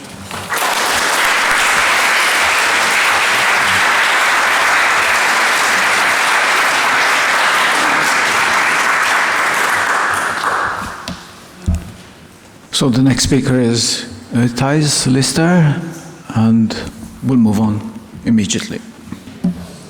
So, my long-term fascination has been the question of how to align the essay's focus on the particular and its drawing from individual experience with its ambition to address large-scale political, societal, or existential questions. Its ability to, in William Blake's famous lines, see a world in a grain of sand. Or, in view of our upcoming volume on the planetary essay, I should perhaps say, to see a planet in a drop of oil. This paper is an attempt to further develop what I've elsewhere called the dialectics of essayism. In her 2023 book, Immediacy, or the Style of Too Late Capitalism, literary theorist Anna Kornblue describes immediacy as a cultural style that prioritizes affect, presence, transparency, personal voice and embodiment over things like reflection, critical distance, and attention to genre and form. Immediacy, she argues, is an attempt to cut out the middleman, or as the back cover phrases it, it's like Uber, but for art. Following Frederick Jameson's understanding of style as reflecting historical developments in capitalist modes of production, which led him to famously label postmodernism as the cultural logic of late capitalism, Kornblue suggests immediacy as the cultural style of too late capitalism, an economic condition characterized by the ever-increasing pace of circulating flows of finance and commodities at the expense of human and planetary life and stable societal institutions. Immediacy style, in her view, is not just symptomatic of too late capitalism, but also functions as an ideological legitimization of it, since it obscures the indeed mediated nature of our contemporary capitalist world, in which my personal actions and experiences are inextricably bound to the social totality. Kornblue stresses the need for mediation in thinking, as well as in art and in political action, in line with Hegelian and Marxian thought. Kornblue explores immediacy through a variety of cultural phenomena, ranging from the gig economy to streaming services, and from Knausgaard's anti-novels to Fleabag's Breaking the Fourth Wall. In chapters on writing and theory, she critiques what she calls a new hegemony of first-person narration. Among the targets of her polemic is the personal essay, which she sees as part of the, quote, speak your truth industrial complex, end quote, and which she places in a continuum with a variety of other forms of first-personalism.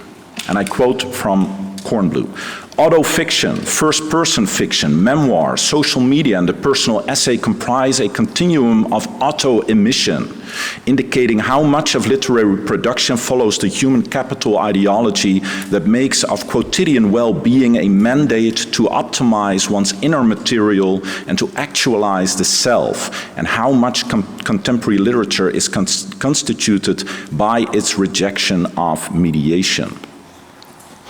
The novel writer, according to Kornblue, conforms to certain genre conventions and hence, in a sense, depersonalizes individual experience, thereby already bringing it into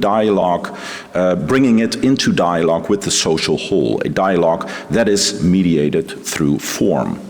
By contrast, these contemporary forms of first-personalism pretend to provide immediate access to lived experience beyond any form, but in so doing actually obscure existing mediations.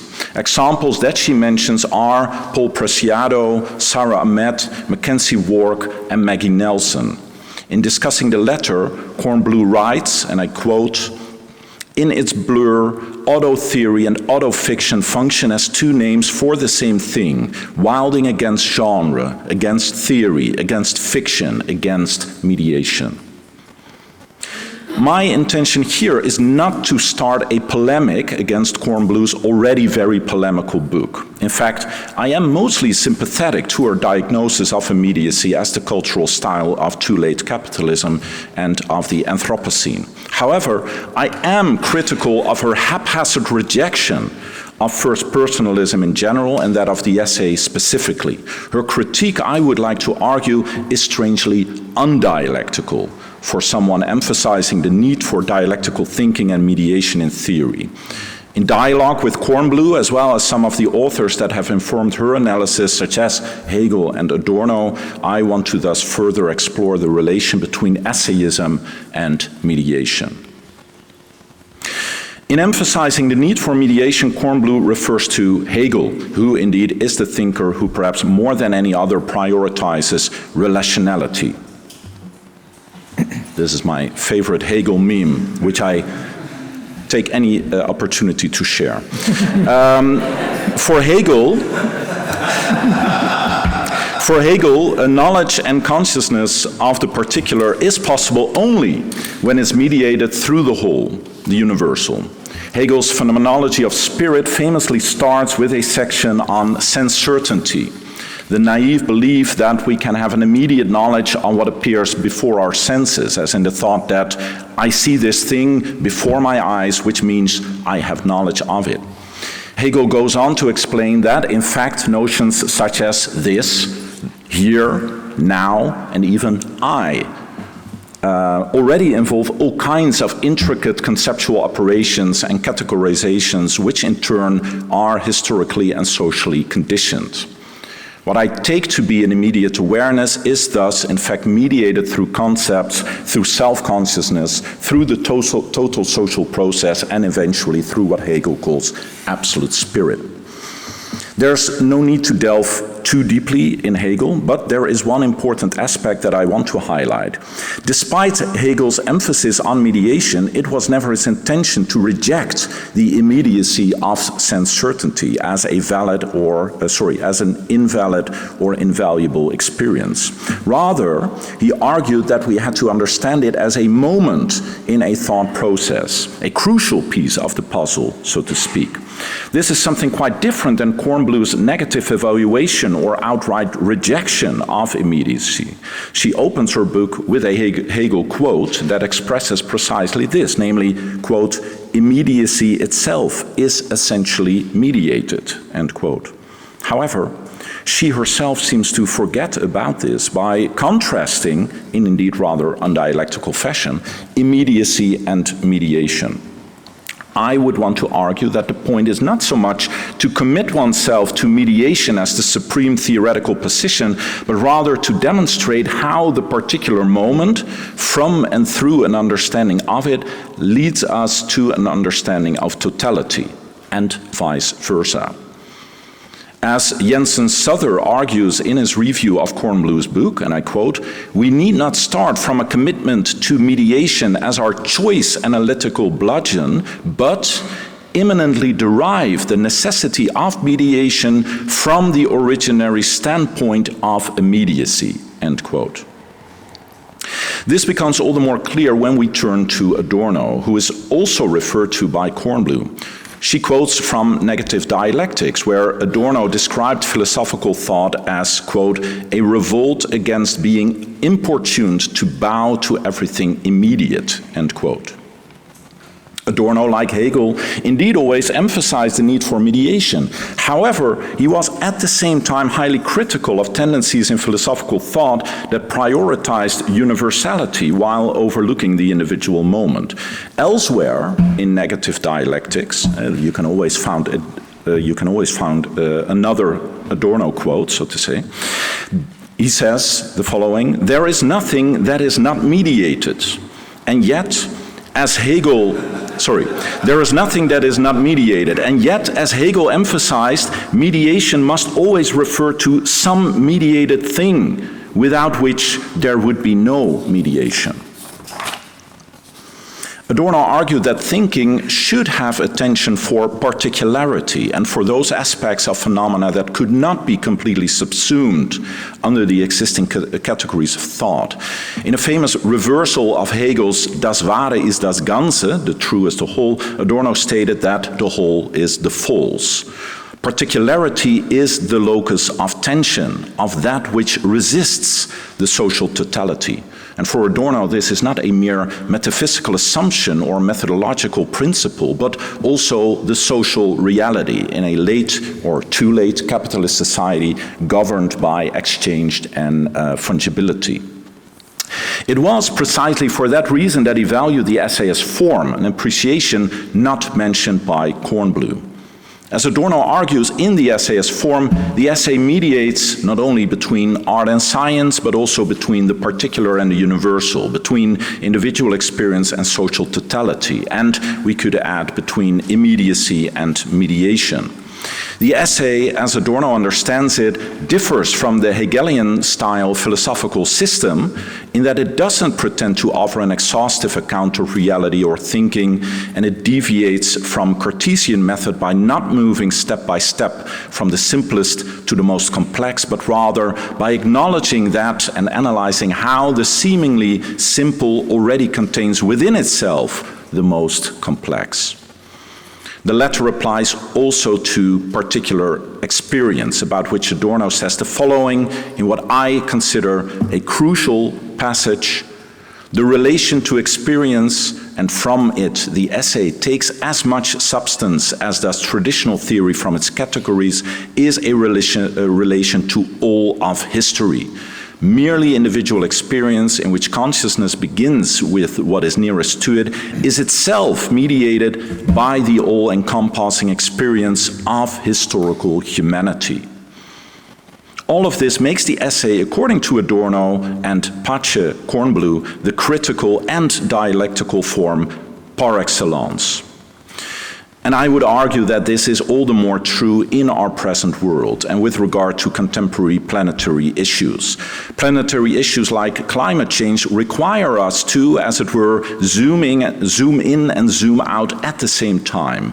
We are confronted with processes that exceed the human skill, both in time and space, what Timothy Morton called the hyper-object of climate change. While at the same time we need to realize how each of us individually are both imbricated and affected by them as citizens, consumers, tourists, parents, or as future or actual climate refugees. Morton has described this as the strange loop that is or should be part of ecological consciousness, which implies that we cannot put ourselves out of the equation. We are not unaffected or independent subjects, but ourselves always already part of the processes that we are trying to understand, like King Oedipus. As Deepak Chakrabarty emphasizes, planetary thinking involves a decentering of the human and an acknowledgement of multiple perspectives on history and the world, while at the same time involving what one could call a unifying gesture of seeing the world as one, which we can recognize, for instance, in the famous spaceship Earth metaphor of Lovelock, or in the recent picture taken from Artemis II. In my view, and following Adorno, it's precisely this back and forth between multiplicity and oneness, strangeness and familiarity, involved proximity and critical distance, and particular and totality that essayistic writing and thinking has to offer us.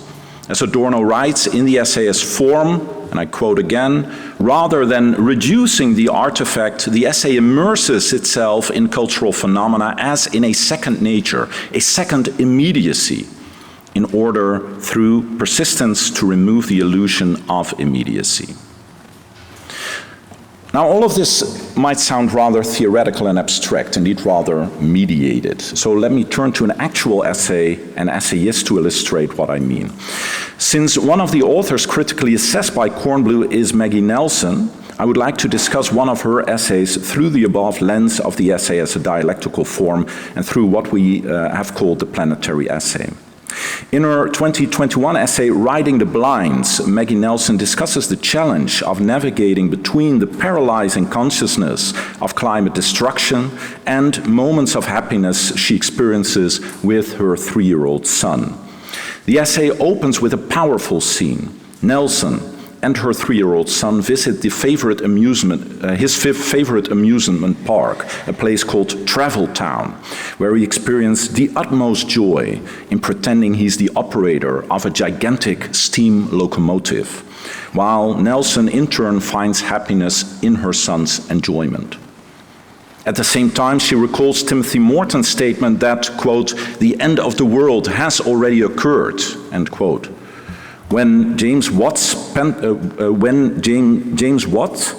patented the steam engine in 1784. After all, the invention of the steam engine, not in the least in the guise of a train, set in motion a chain reaction of resource extraction, American settler colonialism, and climate destruction. And let me quote Nelson here. And yet, here I am, watching my son conduct the quiescent train, admiring his beautiful face, his mouth agape at the machine he so adores, about which he knows nothing save what a human creature alive for barely 3 years can know. They're sensationally large and powerful. They make loud noises. They belch amazing clouds of black smoke. And when they get going, they impart a feeling of freedom, of speed, transformation, leave-taking, escape, anonymity, rush when you're riding or watching them speed by. Here I am, still feeling the unprecedented, in my life anyway, sensation of simple, total happiness in witnessing another simple, total happiness, of beholding a new beginning in this world, while the words, the end of the world has already occurred, tick by under the scene. Now, there's a lot to unpack here, more than I have time for in this paper. But if I limit myself to the question of immediacy and mediation, I would argue that the point here is not that the bigger picture of climate destruction is the true one, while the particular, intimate, and indeed immediate moment of happiness is false. It would be wrong to consider Nelson's experience of happiness or her son's as merely based on an illusion, on escapism or false consciousness. Indeed, Nelson warns for a tendency within climate science and discourse to rely primarily on apocalyptic fantasies and ugly feelings such as despair, anxiety, fear, and rage, and to shame people for their desires. Nelson writes, and I quote, "The awe my son felt at Travel Town was justified. We should feel awe in the face of the energy we've generated by burning deep time in no time." In other words, there is a moment of truth in his joy, even in his remarks that his mother shouldn't worry so much because, quote, "or else life isn't any fun." The title of Maggie Nelson's essay, Riding the Blinds, literally means hiding in between the cars of a moving freight train. And Nelson writes, riding the blinds means you're out of the authorities' sight. It also means you can't see where you're headed. In the context of this essay, this is obviously a metaphor for ecological consciousness. For me, it also captures something of the planetary essay. Staying out of the authority's sight also means slipping away from dominant disciplinary conventions or hiding on the border between those. One's view is limited, but at least one is aware of that. Nelson writes, "Our lifespans will not allow us to take in the whole story. Indeed, there may be no whole story." This inability to grasp the whole, to me, seems to resonate with planetary thinking, which, unlike global thinking, always acknowledges its own situated and thereby necessarily limited perspective.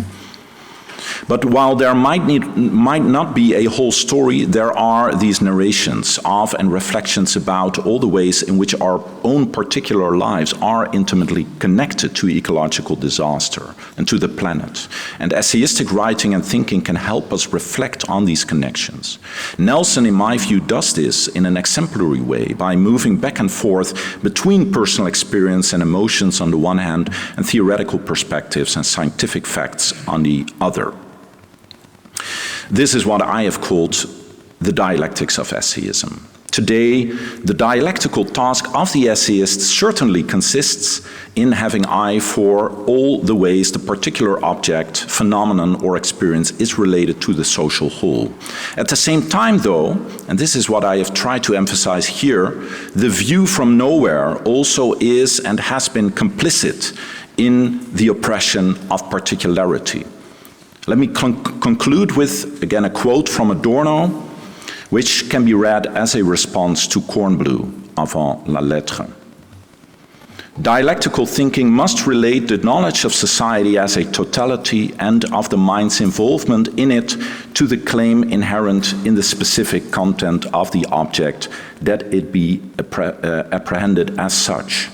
No theory, not even that which is true, is safe from perversion into delusion once it has renounced a spontaneous relation to the object.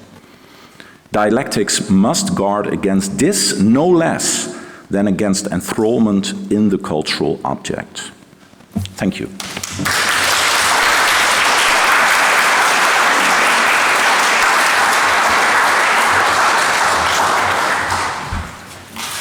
Thank you for your contribution, Thijs, and for your brilliant timing in deep time.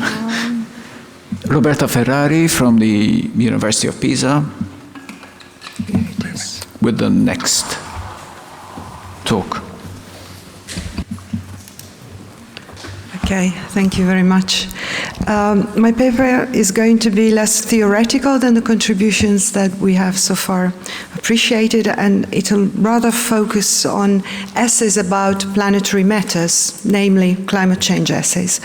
The term climate change essay encompasses a range of different writings, from scientific essays to creative non-fiction, climate change being a pivotal topic on the contemporary scientific, political, economic, and social agendas. In this discussion, I will explore whether creative non-fiction or the literary essay may serve as a tool for reflecting on and raising awareness about environmental issues within a planetary understanding of Earth and human existence. I intend to provide a couple of examples highlighting the genre's linguistic, rhetorical, and narrative features that effectively convey informed, thought-provoking messages while eliciting personal responses from readers, thereby involving them both intellectually and emotionally. The planetary as a mode of thinking tends to be, as we've already seen, juxtaposed, sometimes even opposed to the global. If the latter is a totalizing, homogenizing, hierarchical, human-centered perspective, the planetary emerges, in Elias and Muraro's words, as multicentric and pluralizing, a structure of relatedness, non-totalist, non-homogenizing, etc. In examining the global and planetary perspectives, it becomes evident that climate change issues are intricately linked to both. Climate problems are undeniably a global challenge, as their effects are felt worldwide, albeit with varied impacts, and these consequences significantly influence phenomena such as migration, which have a clear global dimension. Simultaneously, climatic changes affect both the macroscopic levels of nations and continents and the microscopic experiences of individuals, thereby enhancing awareness of the planetary planetary dimension of our lives, where Earth is viewed as a living organism, a shared ecology, and as an incrementally integrated system. Acknowledging the planetary scope prompts awareness of human geological agency, which Dipesh Chakrabarty defines as an impersonal and unconscious geographical force, the consequence of collective human activity. From a planetary viewpoint, individuals are involved on two levels. First, as subjects within specific geographical and socio-political contexts affected by climate change, and second, as members of a species that has often heedlessly contributed to ecological disaster. Microcosm and macrocosm are interwoven here, urging a shift in perspective advocated by Amitav Ghosh to confront and narrativize the unthinkable, which transcends rationality and individualism. This shift calls for a reorientation of cultural narratives, a reconsideration of political priorities, and a reconfiguration of ethical frameworks, recognizing that climate crisis is a planetary crisis characterized by interconnectedness among various actors and elements. Thus, this planetary perspective carries an evident and preeminent, sorry, I haven't got the slide here, ethical thrust, rooted in the ideals of sharing and integration inherent in the planetary concept. And it is in relation to this ethical thrust that literature comes to play a crucial role in describing, questioning, and problematizing climate change, resonating with individual readers. Both fictional and non-fictional literary genres have increasingly addressed climate change since the beginning of our century, with creative non-fiction playing a major role, as Richard Carriage has noted, and involving a wide range of practitioners, from established novelists to journalists and intellectuals. I think that this may seem paradoxical for several reasons. First of all, because the essay's intrinsically free and undogmatic nature, along with its unpredictable and idiosyncratic thought processes, might make it appear unsuitable for a topic like climate change, which relies on scientific rigor grounded in figures, graphs, and statistics, and which tends to elicit rigid, often ideologically polarized responses. Secondly, the essay as a literary form might be seen as part of what Amitav Ghosh describes as the great derangement, that is, reflecting humanity's inability to adequately grasp and represent the vastness of climate change threats. Additionally, one might rightly question why a creative writer's personal perspective on issues rooted in scientific data would resonate more with a broad audience than the insights of scientists themselves. I'd like to address this issue by briefly dealing with two British novelists, Zadie Smith and Ian McEwan, for whom the writing of climate change essays appears rather occasional. Nevertheless, climatic and environmental concerns are clearly embedded in their work, both as novelists, one need only think of McEwan's 2010 novel Solar, and as intellectuals actively involved in the contemporary public debate. In discussing the essayist as a public intellectual, Peter Marks points to the form's typical qualities, that is, curiosity, flexible thinking, fluency of style, and attentiveness to audiences, as crucial to communicate vigorously and imaginatively on almost any subject. For her part, Nicole Wallach identifies essayists as public intellectuals when they inquire and reflect on an urgent problem shared by other people and attempt to address it by virtue of their demonstrable expertise on the subject. Yet, in the case of creative writers who engage with the climate change essay, the persuasive force and effectiveness of their essayistic writing can't plausibly be grounded in claims to specific scientific expertise.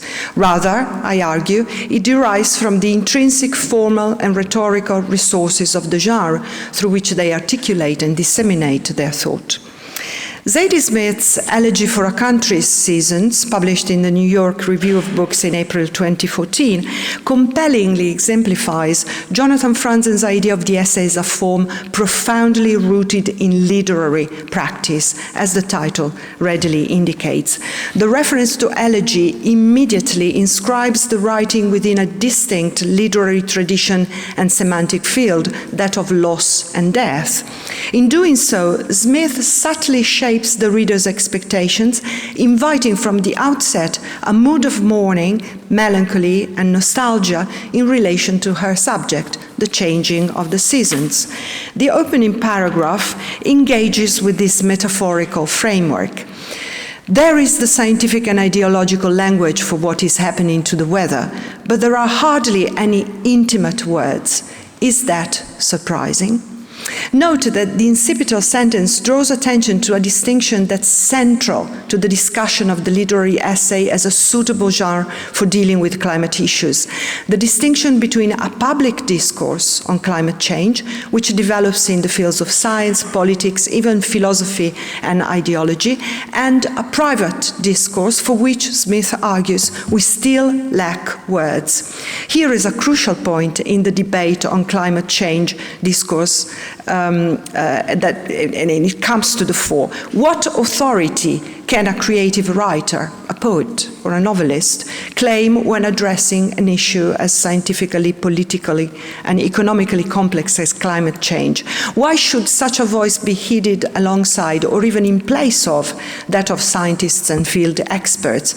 That is, people who do have a language to describe, analyze, and eventually propose solutions to the problem. In deciding to write a climate change essay with a strong literary texture, Smith seems to be asserting that a different language to talk about climate change can definitely be found. And what if this was the language of the essay, a genre that, in Smith's own words, is a highly demanding act of imagination, shaped by aesthetic mediation and rhetorical construction. This position is powerfully borne out in Elegy for a Country's Seasons, where Smith deftly constructs a discourse on climate change that deliberately eschews the language of scientific literalism, which is typically associated with it. Rather than adopting a mode of straightforward factual exposition, she weaves a complex discursive texture in which the essayistic I, introduced in the opening paragraph and seemingly poised to assert its primacy, gradually yields to a collective we. This shift redistributes experiential authority, pointing out that climate change cannot be apprehended as a solipsistic concern, but must be understood as a shared condition. The essay proceeds by juxtaposing recollections of English weather in the past with accounts of its present manifestations, thereby staging a subtle interrogation of memory's reliability. In doing so, Smith opens a space in which doubt can surface, so much so that the text momentarily accommodates arguments frequently mobilized by climate change deniers, as you can see in the slide. However, after momentarily entertaining this alternative stance, so condescending to the intrinsically dialogical nature of the genre we've been pointing out, Smith swiftly dispels any uncertainty regarding her own position. She explicitly repudiates such denialist insinuations and proceeds to deploy a spatial metaphor meant to render visible the tendency to downplay or displace the gravity of the problem. It's amazing the side roads you can wheel yourself down to avoid the 4-lane motorway ahead. The essayistic I intermittently resurfaces through the text, enabling Smith to maintain a delicate balance between individual and collective subjectivity, both construed as agents within this shared tragedy. The elegiac tone proves particularly apt in articulating the dialectic between past and present that shapes the opening section of the piece, centered on the changing of seasons in Britain. Later on, another personal episode is evoked by Smith, her experience during Superstorm Sandy in 2012, when she says, quote, climbed down 15 floors, several months pregnant, in the darkness, just to get a Wi-Fi signal and email a climate change denying acquaintance with this fresh evidence of his idiocy. Yet, reflection on climate change, whether framed in individual or communal terms, can't remain confined either to nostalgic recollection or to anxious scrutiny of the present moment. Discourses of climate change are inevitably future-oriented, compelling an engagement with what is to come. Hence, Smith introduces this further time-level future in the essay, and she does so by opposing the widespread rhetoric of apocalypse. With a distinctly ironic tone, she invokes the elegiac lament, which often accompanies apocalyptic projections into the future.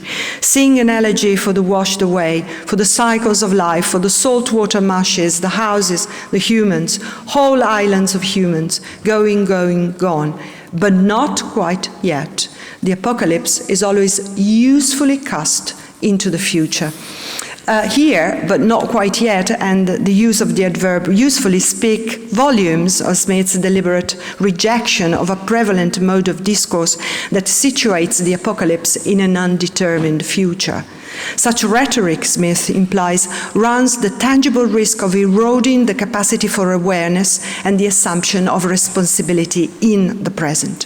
For this reason, the essayist envisions a far more intimate temporal horizon, a future in which she must explain to a 7-year-old granddaughter in 2050 what went wrong with the climate and why, despite widespread warnings, remedial action was minimal and tardy.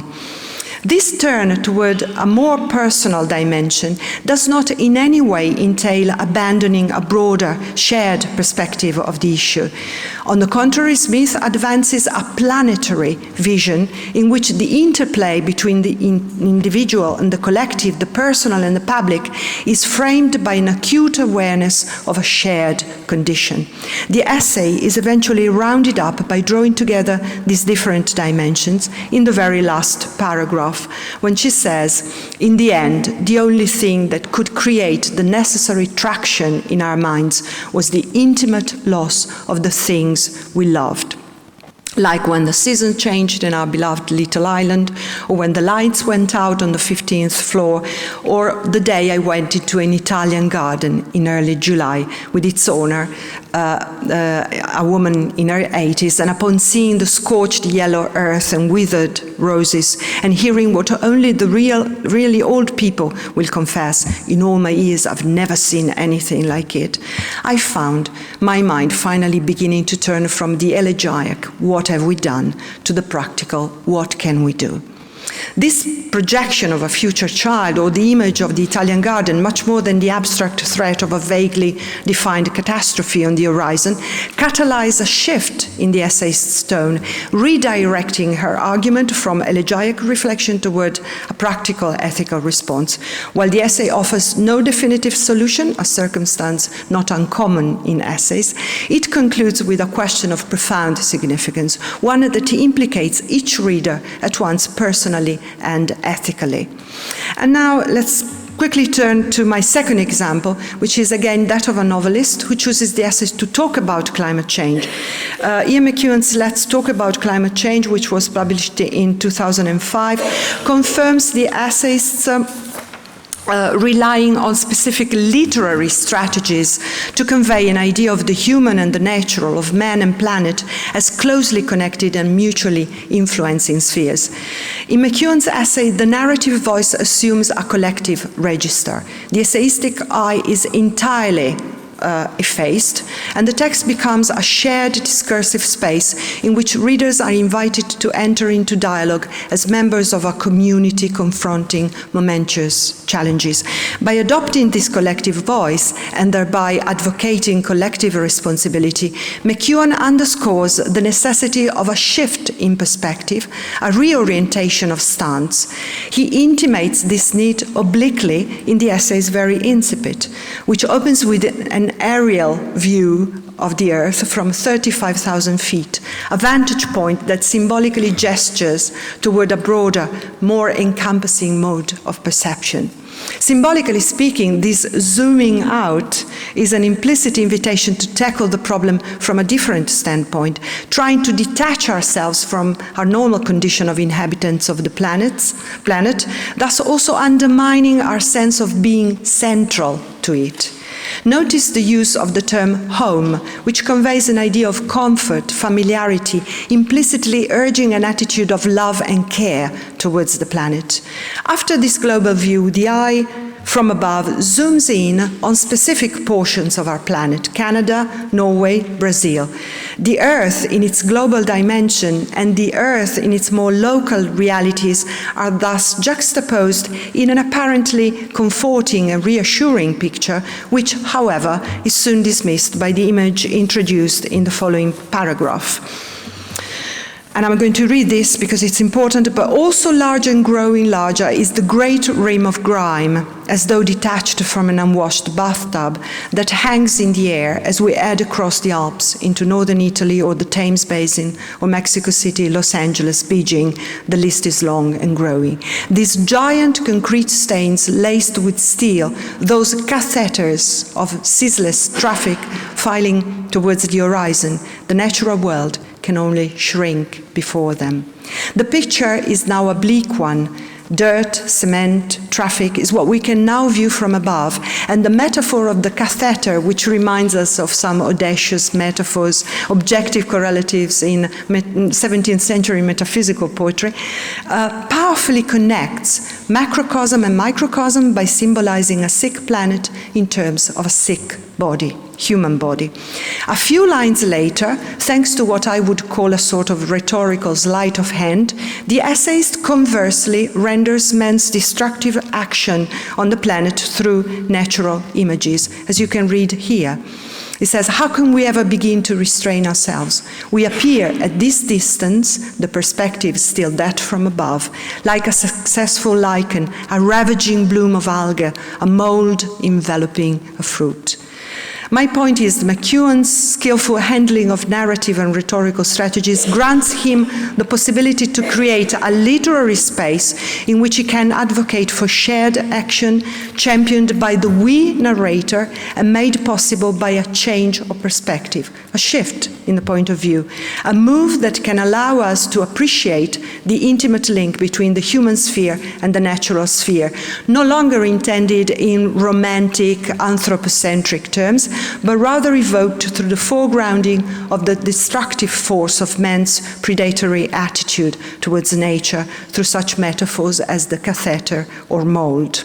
I hope that these two examples I proposed may provide evidence of the fact that the essay can be a viable and a valuable means to engage with climate change, thanks to its peculiar way of conveying facts and trigger reflections on them, by mixing, hybridizing, contaminating the personal and the public, the individual and the outer world, conveying reality in an appealing way by borrowing rhetorical and narrative strategies, thus establishing a meaningful relationship between writer and reader. Thank you very much for your attention.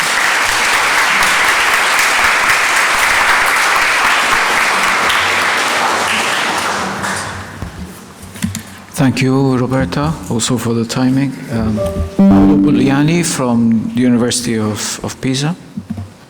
Thank you very much. I promise I'll be brief, and but let me just make an overview of what I'm going to say.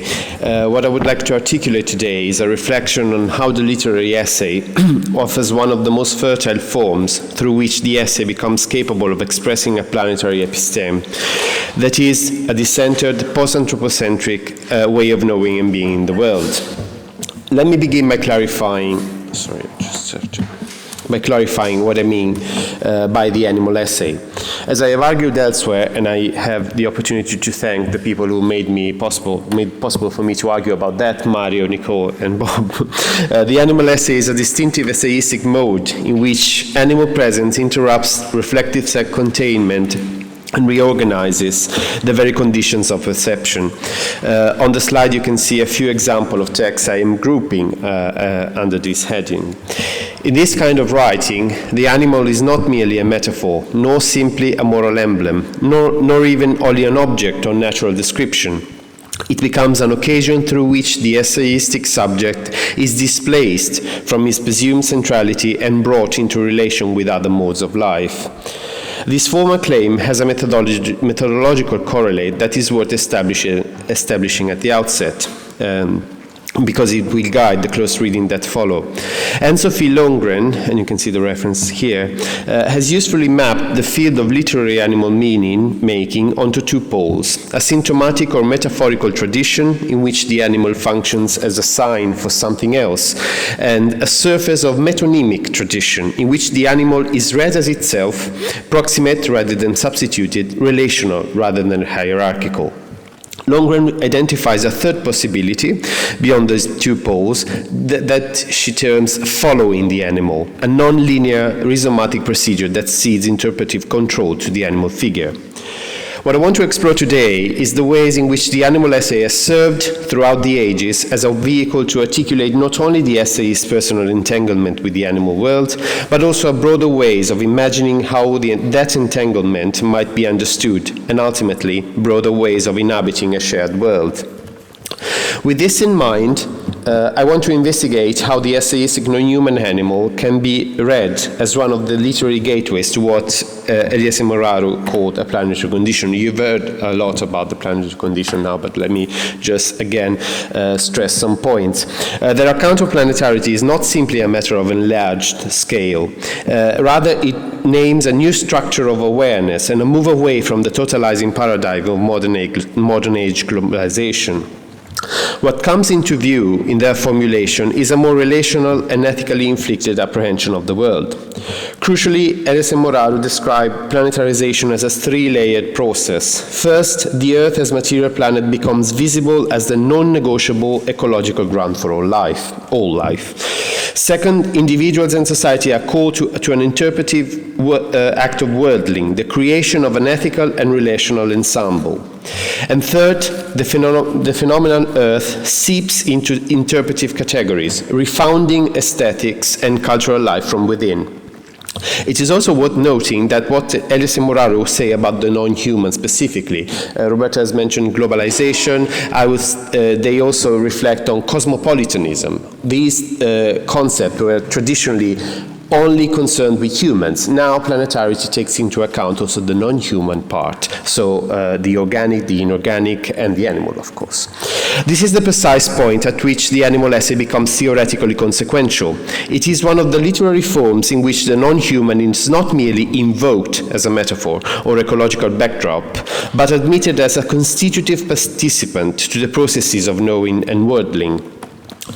Since planetarity is an ideological framework especially and originally developed for the 21st century, what I want to do today is to argue for the animal essay in earlier moments of literary tradition. So I wanted to create a genealogy, and this is also something that has been fostered by the guidance of Mario, because in our meetings he often claimed for the necessity to go back and find a kind of genealogy that could confirm or rather also eschew from these views.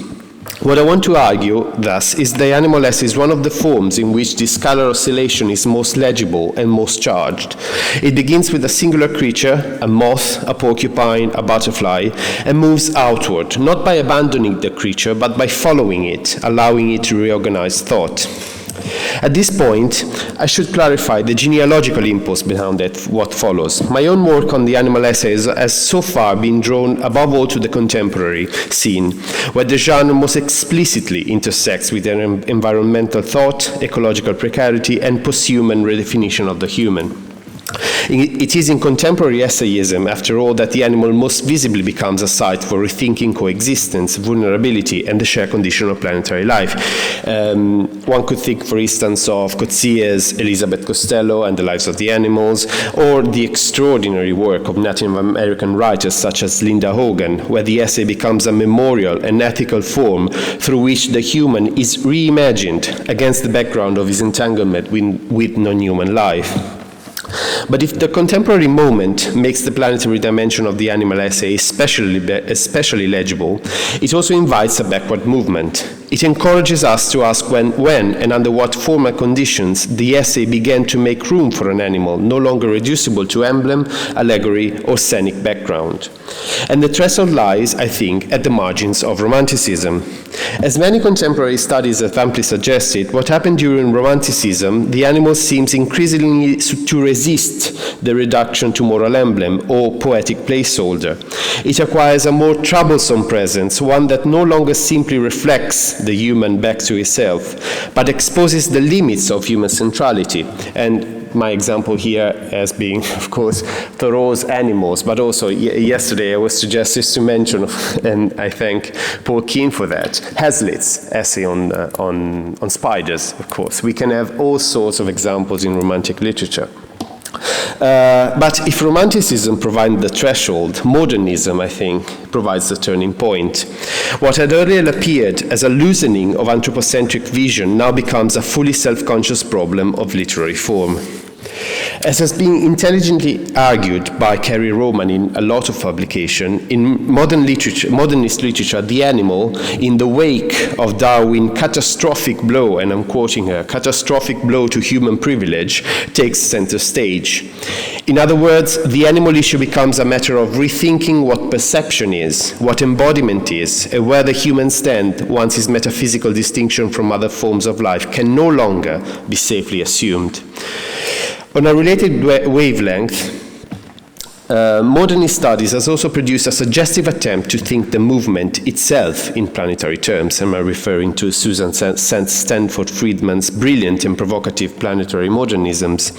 What her work clarifies, however, is that modernism can be understood not simply as a period label, but as a particularly intense site of epistemological reconfiguration that makes it possible to ask whether certain modernist animals' essays register in historically specific ways some of the formal and ideological conditions that later planetary thought will name more explicitly. This is why I selected 3 specimens for the animal essay today. One is from Lawrence, D.H. Lawrence, Reflections of the Death of a Porcupine. The other is the often quoted in these days Virginia Woolf and The Death of the Moth. And the third one is Vladimir Nabokov's Butterflies. Before turning to my 3 figures, one further note is needed. My genealogy works almost entirely within the tradition of the white, Western, largely male nature culture. This is not an innocent genealogy. Recent scholarship has shown that this traditional attentiveness to non-human life has sometimes coexisted with remarkable blindness to the human lives and cultural formations embedded in place it visits. My focus on the modernist period is a deliberate move to retrace a genealogy, so I am making no excuse and no claim of exhaustiveness, and I flag it as such. Let's start with, I think it's time to go to the first example, is D.H. Lawrence, The Reflections on the Death of a Porcupine. Lawrence's essay is perhaps the most uncomfortable of my examples, and that discomfort matters. Reflections of the Death of a Porcupine does not offer an anti-anthropocentric ethics in any easy or exemplary sense. Lawrence does not dismantle the human claim to centrality in the way a contemporary animal studies framers might wish. The porcupine first appears as an intolerable, even repugnant presence, and the essay records without disguise the impulse to eliminate it. But that is precisely where the text becomes interesting, not because Lawrence refutes anthropocentric supremacy, but because he shows slows down and exposes the internal machinery that makes killing seem obvious in the first place. As he states, everyone says porcupines should be killed. The Indians, Mexicans, Americans, all say the same. The porcupine appears before him as something already condemned, and the essay becomes the record of a consciousness trying, not always successfully, to think through that condemnation. The porcupine is present, bodily, insistent, refusing to dissolve cleanly into symbol, but Lawrence does not let it lead. He kills it, and then he thinks about having killed it. Lawrence's philosophical conclusion is less important than the fact that the essay turns animal encounter into a crisis of human self-interpretation. And yet the essay's contribution to the genealogy I am tracing is not negligible, precisely because of this failure. By recording the cultural authorization of killing, the collective script, the social consensus, Lawrence makes visible the anthropocentric machinery that any genuinely post-anthropocentric writing will have to dismantle. Lawrence does not arrive at a planetary ethics, but he demolishes one of its main obstacles, the civilized fantasy that human violence is categorically different from the natural process, and that the boundary between human and animal can therefore be maintained in good conscience. If Lawrence's porcupine forces the human to confront the brutality of his own reaction, Woolf's moth works very differently. In The Death of the Moth, the animal is not repugnant and not already condemned by collective injunction, but also beneath notice, a tiny day-flying moth at a window. And yet, that minuteness is precisely what becomes decisive. The moth does not provoke a doctrine of domination. It compels a shift in scale. Two passages are especially worth pausing over. First, Woolf places the moth within the same field energy as the larger living world. Maybe you already know this quote, but it's worth reading it. The same energy which inspired the rooks, the ploughmen, the horses, and even, it seems, the lean bareback downs, sent the moth fluttering from side to side to his square of the window pane. Watching him, it seems as if a fibre, a very fine but pure, of the enormous energy of the world had been thrust into his frail and diminutive body. Then, later, she radicalizes the disproportion. One could only watch the extraordinary efforts made by those tiny legs against an oncoming doom, which could, had it chosen, have submerged an entire city. Not merely a city, but masses of human beings. And then she states, one's sympathies, of course, were all on the side of life. What matters here is not merely that the moth symbolizes mortality. It is that the moth reorganizes scale. An insignificant life, almost beneath notice, becomes the point through which life itself appears as fragile, dynamic, and shared. The human observer is no longer the sole measure of significance. The tiny body of the moth becomes the site in which the world's energy and the world's finitude are both made briefly visible. This is following in perhaps its purest literary form. I'm quoting following by Lundgren. The essay is structured as a tracking. It moves as the moth moves, pauses as the moth pauses, attends the struggle as the moth struggles, and ends only when the moth dies. The observer does not absorb the animal into human meaning. She is carried by the act of following into a different apprehension of the world, one in which the boundary between the significant and insignificant, between the human and the non-human, has been temporarily suspended. Read in this light, Woolf's essays belong to the broader habit of thinking through human-non-human entanglement, emphasizing interdependency over hierarchy, faithfulness to biological fact over sentimentality. What is especially significant for my argument is that this scalar decentering, produced by the act of following the animal, maps directly to the imperative of worldling, the planetary imperative of worldling, the creation of an ethical and relational ensemble that acknowledges all participants in shared processes of energy, fragility, and time. If Lawrence gives us destabilization, Woolf gives us scalar decentering. I was sure that I was going to make that mistake calling Virginia Woolf Wolf, but forgive me. So, on to my last example. Nabokov's place in this sequence matters not because he must be made planetary at any cost, but because butterflies but because butterflies makes unusually visible a dual formation that is essential to the essay's method. Nabokov writes at once as a creative prose writer and a serious lepidopterist. That doubleness is not merely a biographical ornament. It shapes the essay's procedures of observation, its handling of memory, and its sense of what knowledge looks like. The essay, first published in the New Yorker in 1948, was later absorbed into Speak Memory, an autobiography. And this act of absorbing an essay into an autobiography is especially interesting to me, but I will refrain from commenting on that, and I will leave that to maybe later expansion. Is organized as a following. He literally follows butterflies across 40 years and 2 continents. In Butterflies, the essay refuses to let the butterfly settle into either decorative prettiness or allegorical convenience. In this sequence, Nabokov represents the most disciplined and self-conscious form of following. Where Woolf follows in a mode of creaturely sympathy, Nabokov follows in a mode of scientific and aesthetic exactitude. But the consequence is structurally the same. The animal leads, and what is discovered at the end of following is something that could not have been predicted at the outset. The difference is that Nabokov makes the act of following itself the explicit subject of the essay. His entire life, as the text presents it, is organized as a following, a 40-year pursuit of a butterfly across 2 continents, 2 languages, and 2 careers. A particularly revealing passage comes near the end when Nabokov interrupts the chronological flow to reminisce of flow of reminiscences with a declaration that is also a poetics, I think. Allow me to read it because it's especially beautiful. I confess I do not believe in time. I like to fold my magic carpet after use in such a way as to superimpose one part of the pattern upon the other. Let visitors trip.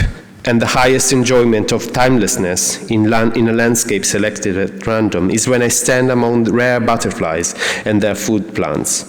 This is ecstasy, and behind the ecstasy is something else, which is hard to explain.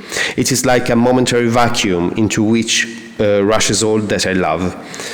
The sense of oneness with sun and stone, a thrill of gratitude to whom it may concern, to the contrapuntal genius of human fate, or to tender ghosts humoring a lucky mortal. The autobiographical past is not retrieved linearly. It's layered, overlaid, made to recur through form.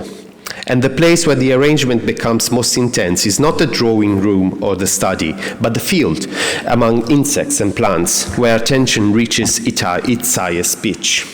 What follows is even more striking when Nabokov describes his ecstasy. The movement is crucial. The essay begins from empirical exactitude, rare butterflies, food plants, locality, and arrives at something like a metaphysical suspension. But the latter does not cancel the former. Ecstasy arises through precision, not instead of it. The scientific and the lyrical are not opposed here. They are consecutive moments of the same experience. The more exact the attention, the more intense the pressure of what exceeds explanation. This is what following the animal yields when is sustained to its limit. Not a symbol, not an allegory, but the dissolution of anthropocentric frameworks into something that can barely be named, a sense of oneness with sun and stone that is neither mysticism nor metaphor, but the residue of sustained creaturely attention. Maybe this is not planetarity in the full sense Elias and Moraru intended, but it enacts the third layer of the planetary process, the seeping of the phenomenal Earth into interpretive categories. It's in a strictly concrete way. Perception is not merely expanded, it is reconstructed by the creature that has been followed. Nabokov's contribution to the genealogy I am tracing is then methodological before it is ethical. It does not arrive at a planetary through compassion or ecological grief, but through the rigor of a following sustained across a lifetime, scientific and literary, disciplined and ecstatic, that refuses to let the non-human world become merely a surface for human projection.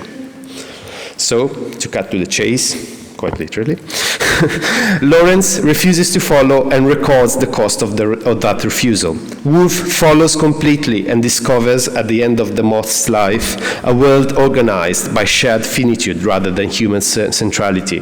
Nabokov follows with scientific and artistic discipline across a lifetime and finds at the limit of exactitude something that exceeds explanation.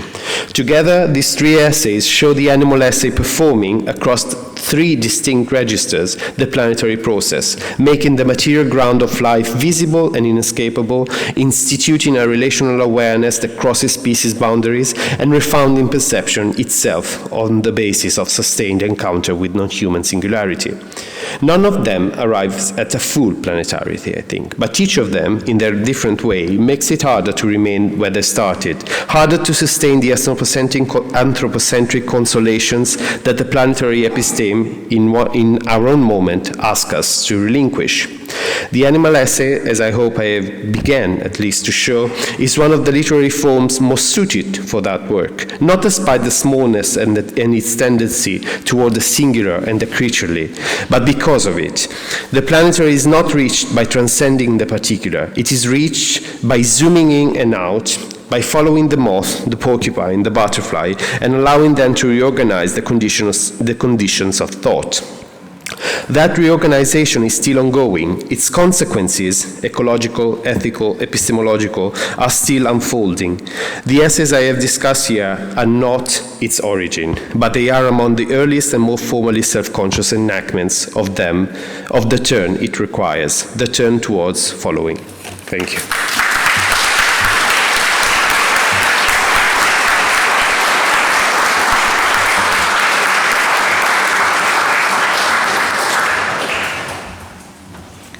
So I've set my alarm for 12:10. You'll hear it ring when the time is up. Thank you to all the speakers for the brilliant, very insightful presentations. We have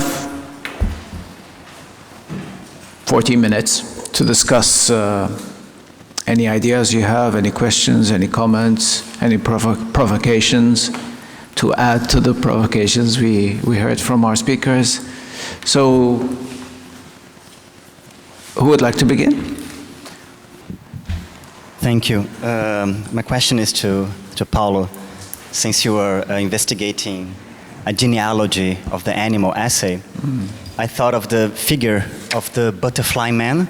There was not only the identification of the essayist as a butterfly, but the essayist also with small flying animals in general in the 18th century, like the bee from Oliver Goldsmith. That this extended in the 19th century as well.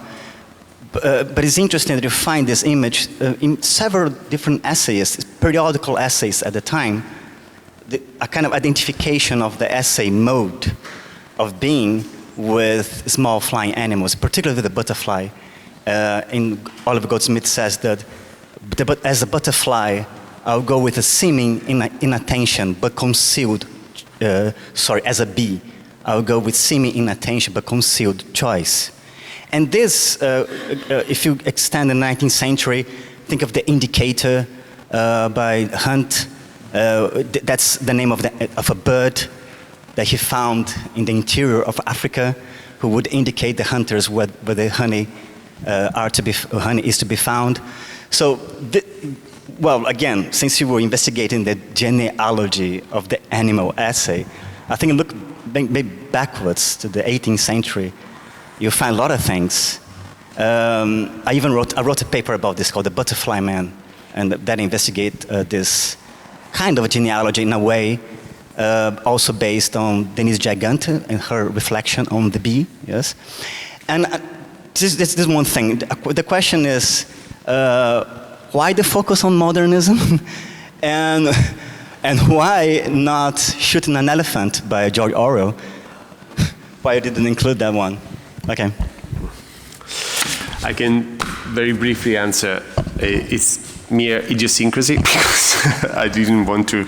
No, but you're perfectly right in pointing out that the 18th century has already been extensively engaging essay-wise with animals. But I do think that the 18th century is still quite metaphorical in its use, because if you think about Oliver Goldsmith, is kind of, the bee is a metaphor for man, is quite straightforward. And I think that those writers want their readers to immediately understand that the animal is not considered as such, but because they needed to have a kind of analogon to their own situation.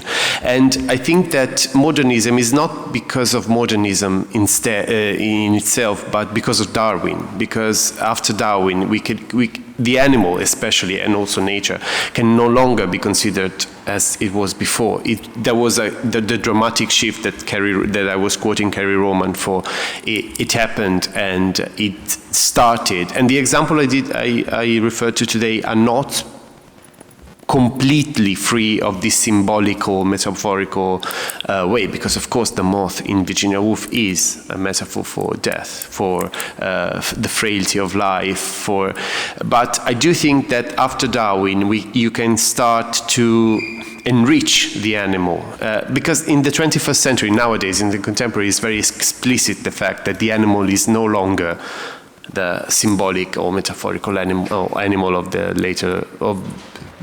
previous centuries. But the 18th century is particularly tricky to me, because I could never find proper examples unless I turned to what the naturalists. But this is a slippery shift, because if you leave the literary completely and you go to the Royal Society was founded in those years, so there are lots of people. I'm thinking of Thomas Brown, who was also a doctor, and he wanted specimens of animals. But even his writing about animals sometimes are too infused with anthropocentric desire to put all the creaturely life beneath the human being. But of course, I would recuperate your essay, and I would think about that. Thank you very much, Daniel.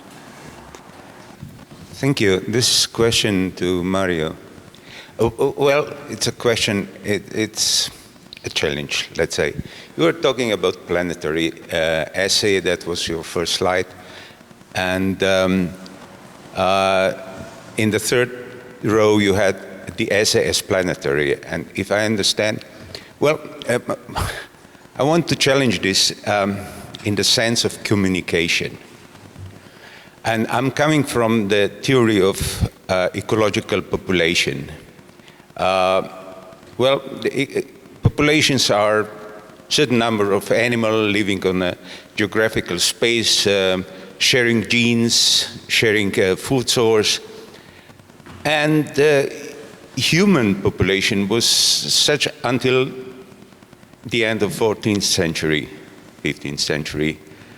Then something strange in this sense happened. We became the only species in the world that could communicate, exchange genes on a planetary scale. But we still have a legacy of population in a sense of defending sources. And of course, I'm talking now about how to write an essay about and communicate the essay about climate changes to get a certain agreement. And we can clearly see how we behave. If we have to, let's say, sacrifice some of our goods as a population, as our legacy of, let's say, now we can call it population, we can call states, but all the same, we cannot reach the agreement. I was trying to turn when to reach an agreement on a planetary scale. Maybe you should write an essay about the meteorite impacting the Earth. I think you will meet the same problem when you will say, well, next year the meteorite will impact the Earth and there will be no more dinosaurs and no more human as well. If you will release the essay 14 days before the impact, you will still not have a planetary essay in a communication way. Maybe 3/4 of an hour, you will really have a planetary essay in a wise of communication. May I respond? I didn't hear a question, but I think I know a little bit the context. So, okay.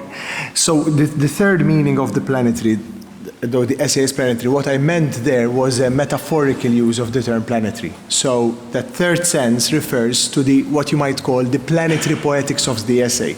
The way in which thinking in a planetary way makes us rethink what the essay does. So in an extended version of the paper, for example, I look at a non-planetary essay by E.B. White called The Ring of Time and try to show how the dynamics are somehow planetary. So that's the way I was using it here. However, sort of to respond to your point, because I think it is related to some of the things I stated, and it also continues the conversation that we started yesterday.